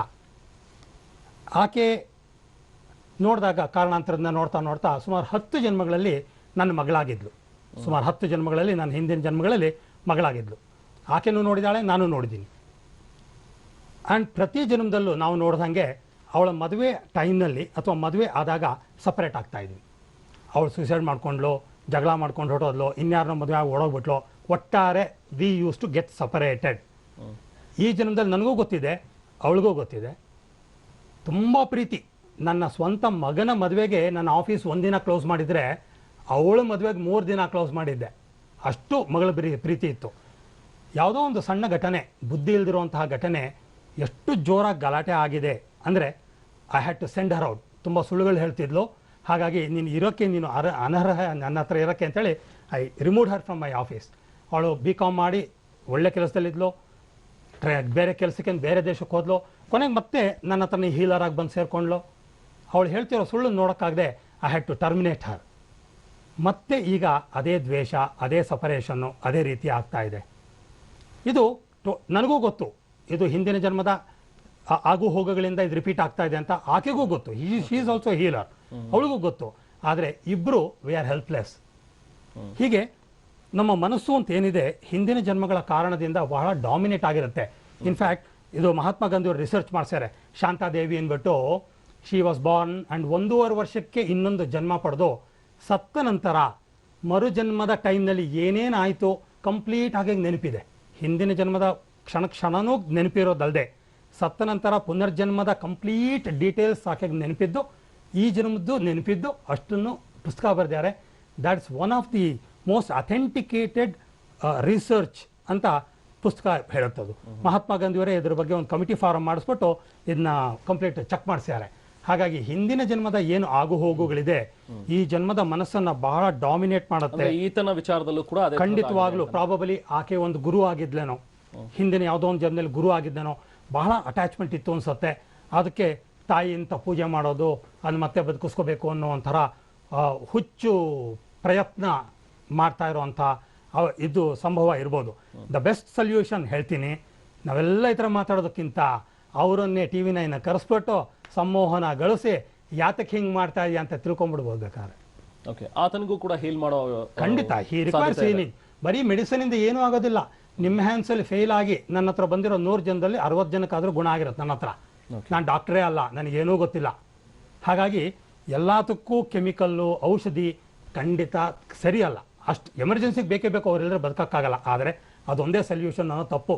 ನಿಮ್ಮ ಹ್ಯಾಂಡ್ಸಲ್ಲಿ ಫೇಲ್ ಆಗಿರೋ ಕೇಸು 100 ನನ್ನ ಹತ್ರ ಬರುತ್ತೆ. ಅದರಲ್ಲಿ ಅಟ್ಲೀಸ್ಟ್ 50-60 ಇವಾಗ ಸ್ಕಿಜೋಫ್ರೀನಿಯಾ ಅಂತಾರೆ, ಅಬ್ಸೆಸಿವ್ ಕಂಪಲ್ಸಿವ್ ಡಿಸಾರ್ಡರ್ ಅಂತಾರೆ, ಎಲ್ಲನೂ ಅಷ್ಟೇ ಕಂಪ್ಲೀಟ್ಲಿ ಕ್ಯೂರಬಲ್. ಅಟ್ಲೀಸ್ಟ್ 100ಕ್ಕೆ 50 ಜನಕ್ಕೆ 60 ಜನಕ್ಕೆ. ಆ್ಯಂಡ್ ಹಿಂದಿನ ಜನ್ಮದ ಇಂಪ್ಯಾಕ್ಟ್ ಎಷ್ಟು ಸ್ಟ್ರಾಂಗ್ ಆಗಿರುತ್ತೆ ಅಂದರೆ 2004 ಇರಬೇಕು ಸಮ್ವೇರ್ ದ್ಯಾರ್ ನನಗೆ ಸೋರಿಯಾಸಿಸ್ ಬಂದ್ಬಿಡ್ತು. ತಲೆ ತುಂಬ ಸೋರಿಯಾಸಿಸ್. ಆಮೇಲೆ ಹೀಲರ್ ತಲೆ ತುಂಬ ಸೋರಿಯಾಸಿಸ್ ಬಂದ್ಬಿಟ್ಟಿತ್ತು. ಯಾರ ಹತ್ರ ಮಾತಾಡೋಕ್ಕೆ ಮುಜುಗುರ, ಕೈಯೆಲ್ಲ ಪರ್ಚ್ಕೋಬೇಕು ಅಂತ, ರಕ್ತ ಬರೋದು, ವಿಡಿಯೋ ತೆಕ್ಕೊಂಡಿದ್ದೀನಿ ಅದರದ್ದು. ಕೊನೆಗೆ ಡಿಸೈಡ್ ಮಾಡಿದೆ ಇಟ್ಸ್ ನಾಟ್ ಫೇರ್, ಎಲ್ಲರಿಗೂ ನಾನು ಹೀಲ್ ಮಾಡೋದು ಮುಖ್ಯ ಅಲ್ಲ, ನಾನು ಗುಣಪಡಿಸ್ಕೋಬೇಕು ಅಂಥೇಳಿ ಸುಮಾರು ಐ ಟುಕ್ ಅಬೌಟ್ 1.5 months ಹಿಂದಿನ ಜನ್ಮದ ಏನೇನು ಇತ್ತು ಅದೆಲ್ಲ ಸರಿ ಮಾಡಿಕೊಂಡೆ. ಇವತ್ತು ಒಂದು ಚೂರು ಸೋರಿಯಾಸಿಸ್ ಇಲ್ಲ. Anyone can check me. And according to allopaths psoriasis is incurable. ಹೌದು, ಇಲ್ಲ ಒಂದು ಹೇಳ್ತೀನಿ, ಸೋರಿಯಾಸಿಸ್ ಮೆಡಿಕಲ್ ಇದ್ರ ಪ್ರಕಾರ ಇನ್ಕ್ಯೂರಬಲ್. ಆದರೆ ನಾನು ಭಾಳ ಪೇಷಂಟ್ ಸೋರಿಯಾಸಿಸ್ ಇರೋರಿಗೆ ನಾನು ಕೆಲವು ಜೆಮ್ ಸ್ಟೋನ್ಸ್ ಇಂದ 100% ಕ್ಯೂರ್ ಮಾಡೋದು ಲೆಟರ್ಸ್ ಕೊಟ್ಟಿದ್ದಾರೆ. ಬಟ್ ದ ಥಿಂಗ್ ಇಸ್, ಇಲ್ಲಿ ಈ ಸಂದರ್ಭದಲ್ಲಿ ಏನ್ ಮಾಡಬಹುದಾಗತ್ತೆ ಈತ? ಈಗಾಗಲೇ ಆತ ಶವ ಸಂಸ್ಕಾರಕ್ಕೆ ಒಪ್ಪಿಗೆಯನ್ನು ಕೊಟ್ಟಿದ್ದಾನೆ, ಬಹುಶಃ ಶವ ಸಂಸ್ಕಾರ ಮಾಡ್ತಾನೆ ಆತ. So what next? ಏನಾಗಬೇಕು? ಶವ ಸಂಸ್ಕಾರ ಮಾಡಿಬಿಟ್ಟು ಆತ ಏನು ಮಾಡಬೇಕು ಅಂದರೆ ಆತನ ತಾಯಿ ಫೋಟೋ ಇಟ್ಕೊಂಡ್ಬಿಟ್ಟು ಏನಾದರೂ ಇವರು ಹೇಳ್ದಂಗೆ, ಯಾರು ಭಾನುಪ್ರಕಾಶ್ ಶರ್ಮಾ ಹೇಳ್ದಂಗೆ ಅದೇನು ಕರ್ಮಗಳಿದೆ ಅವರು ಅವರವ್ರ ಪದ್ಧತಿಗಳ ಪ್ರಕಾರ ಮಾಡಿಕೊಂಡ್ರೆ ಅದು ಭಾಳ ಒಳ್ಳೆಯದಷ್ಟೇ. ದೇವಸ್ಥಾನ ಕಟ್ಸೋದು ಎಲ್ಲ ಭಾಳ ಮೌಢ್ಯ. ಅದು ಇವಾಗ ಇರೋ ದೇವಸ್ಥಾನಗಳು ಸಾಕು, ನಿಜವಾದ ದೇವರುಗಳೇ ಸಿಗೋದು ಕಷ್ಟ. ಇನ್ನು ಎಲ್ಲರೂ ಮನುಷ್ಯರೆಲ್ಲ ದೇವಸ್ಥಾನ ಮಾಡಿಬಿಟ್ರೆ ಅದಕ್ಕೆ ಸ್ವಲ್ಪ ನಮ್ಮ ದೇಶದಲ್ಲಿ ಸ್ವಲ್ಪ ಪ್ರೋಗ್ರೆಸ್ ಒಂದ್ಸರ್ತಿ ಕಡಿಮೆ ಆಗೋದು ಅಂತ ಅನ್ಸುತ್ತೆ ನನಗೆ. ಇವಾಗ ಇವರು ಹೇಳಿದ್ರಲ್ಲ ಈ ಥರ ಕ್ಯೂರ್ ಇದು ತಿಳ್ಕೊಬೋದಾಗಿತ್ತು ಅಂತ. ಹಾಗೇನೆ ನಮ್ಮ ಪ್ರಕಾರನು ಆತನ ಹಸ್ತಾಗಿಸ್ತಾ ನೋಡಿದ್ರೆ ಬರ್ಡ್ ಡೀಟೇಲ್ಸ್ ಇಲ್ಲ ಅಂದರೆ ಆವಾಗ ಯಾಕೆ ಹಿಂಗಾಗಿದೆ, ಮುಂದಕ್ಕೆ ಏನಾಗ್ಬೋದು ಅಂತ ಅದೂ ನಮ್ಮ ಹಸ್ತ ಸಾಮಗ್ರಿ ಪ್ರಕಾರನು ಬಹಳ ಸ್ಪಷ್ಟವಾಗಿ ಹೇಳ್ಬೋದು. ನನ್ನ ಪ್ರಕಾರ ಇವೆಲ್ಲ ಪ್ರಯೋಜನಕ್ಕೆ ಬರೋಲ್ಲ. ಅವನು will be A very bad mental patient for ever. ಅದು ಮುಂದಿನ ಜನ್ಮಗಳಲ್ಲೂ ಪೇಷಂಟ್ ಆಗೇ ಇರ್ತಾನೆ. ಅವನಿಗೆ ತಿಳುವಳಿಕೆ ಕೊಟ್ಟು ಹಿಪ್ನಾಸಿಸ್ನಲ್ಲಿಟ್ಟು ಯಾತಕ್ಕೆ ಹಿಂಗಾಗಿತ್ತು ಅಂತ ಅವನ ಕಾನ್ಷಿಯಸ್ ಮನಸ್ಸಿಗೆ ಬರೋ ಹಾಗೆ ಅವನಿಂದಾನೇ ಮಾಡಿಸಿ ಅದಕ್ಕೊಂದು ಸೊಲ್ಯೂಷನ್ ಕೊಟ್ಟಾಗ ಅವನು ಆರೋಗ್ಯಕರವಾದ ರೀತಿಯಲ್ಲಿ ಬದುಕಕ್ಕೆ ಸಾಧ್ಯ ಆಗುತ್ತೆ. ಇನ್ನೆಲ್ಲ ತಾತ್ಕಾಲಿಕ ಆಗುತ್ತೆ. ಅವನು ಪೂಜೆ ಮಾಡಲಿ, ಫೋಟೋ ಎಲ್ಲ ತಾತ್ಕಾಲಿಕ ಅಂತ ಹೇಳ್ಬಿಡಿ, ಯಾಕಂದ್ರೆ ನನ್ನ ಪದ್ಧತಿಗೂ ಬಹಳ ರಿಸಲ್ಟ್ಸ್ ಇದೆ. ಖಂಡಿತ ಇಲ್ಲ ಅಂತ ಹೇಳಲ್ಲ. With due apologies, I never mean that. ನಾನು ಒಬ್ಬ ಭಾರತೀಯ, ನಾನು ಒಬ್ಬ ಹಿಂದೂ, ಅದ್ರ ನಂಬಿಕೆ ಇದೆ. ಒಂದ್ಸತಿ ಪ್ರಾಕ್ಟಿಕಲ್ ಆಗಿ ಹೇಳ್ತಾ ಇದ್ದೀನಿ ಅಂತ, ನಾನು ಪ್ರಾಕ್ಟಿಕಲ್ ಆಗಿ ಅನುಭವದ ಮೇಲೆ ನಾನು ಹೇಳ್ತಾ ಇರೋದು. ಖಂಡಿತ ಕಾಂಟ್ರಾಡಿಕ್ಟ್ ಮಾಡ್ತಾ ಇಲ್ಲ. I go with you. ನನ್ನ ಅನುಭವ 36 ವರ್ಷದ್ದು ಅಷ್ಟೇ, ನಂದು 24 ವರ್ಷ ಇರ್ಬೋದು. ಬಟ್ ಅಸ್ಟ್ರಾಲಜಿ ಎಲ್ಲ ಆದ್ಮೇಲೆ ನನ್ನ ಹತ್ರ ಬಂದು ಸರಿ ಮಾಡಿಸ್ಕೊಂಡಿದ್ದಾರೆ. ನಮ್ಮ ಈ ಇವತ್ತಿನ ಒಂದು ವಿಚಾರ ಅಂದ್ರೆ ಈತ ಈಗೇನು ಒಪ್ಕೊಂಡಿದ್ದಾನೆ, ಸೊ ನೆಕ್ಸ್ಟ್ ಈತನನ್ನ ಗುಣಪಡಿಸುವಂತ ಒಂದು ಅವಶ್ಯಕತೆ ಖಂಡಿತವಾಗ್ಲೂ ಇದೆ. ಯಾಕಂದ್ರೆ ಈತ ಹೀಗೆ ಮುಂದುವರೆದ್ರೆ, ಯಾಕಂದ್ರೆ ಈತನೇ ಈಗ ಹೇಳಿರೋ ನನ್ನ ಫಸ್ಟ್ ಸಾಯಿಸ್ಬಿಡಿ, ನನ್ನನ್ನು ಕೂಡ ತಾಯಿ ಜೊತೆ ಹೂತಾಕ್ಬಿಡಿ ಅಂತ ಈತ ಎಲ್ಲಾ ಪ್ರಾಬ್ಲಮ್ಸ್ ಒಂದು ಸೊಲ್ಯೂಷನ್ ಅಂತ ಇದ್ದೇ ಇರುತ್ತೆ. ಖಂಡಿತ. ಸೊ ಮೆಂಟಲ್ ಇಂಬ್ಯಾಲೆನ್ಸ್ ತೆಗೆದ್ರೆ ಅರ್ಧ ಸರೋಗ್ಬಿಡುತ್ತೆ. ವೈದ್ಯಕೀಯವಾಗ ಆಗಬಹುದು, ಆಗೋದಿಲ್ಲ ಅಂತ ನಾವು ಅಲೋಪತಿನ ಕಡೆಗಣಿಸಬಾರದು. ಒಟ್ಟಲ್ಲಿ ಈತನನ್ನು ಕೂಡ ಗುಣಪಡಿಸುವಂತ ಒಂದು ಅವಶ್ಯಕತೆ ಇದೆ ಅಂತೇಳಿ. ಗುರುಜಿ, ಇಬ್ರು ಕೂಡ ತಾವು ಇಷ್ಟೊತ್ತು ನಮ್ಮ ಜೊತೆಗಿದ್ರೆ ಸಾಕಷ್ಟು ವಿಚಾರಗಳನ್ನ ಮುಕ್ತವಾಗಿ ಚರ್ಚೆಯನ್ನು ಮಾಡಿದ್ರೆ ಧನ್ಯವಾದ ಇಬ್ರಿಗೂ ಕೂಡ. ನಮಸ್ಕಾರ. ನಮಸ್ತೆ. ಸುಟ್ಟಲ್ಲಿ ಈಗ ಈತ 3 ತಿಂಗಳಿನಿಂದ ಇಟ್ಕೊಂಡಿದ್ದಂತಹ ಒಂದು ಶವ ಸಂಸ್ಕಾರ ಮಾಡೋದಕ್ಕೆ ಈಗ ಒಪ್ಕೊಂಡಿದ್ದಾನೆ. ಈಗಾಗಲೇ ರಾಮಾಪುರ ಗ್ರಾಮಕ್ಕೆ ಅಲ್ಲಿನ ಒಂದು ಸ್ಮಶಾನಕ್ಕೆ ತೆಗೆದುಕೊಂಡು ಬರಲಾಗಿದೆ.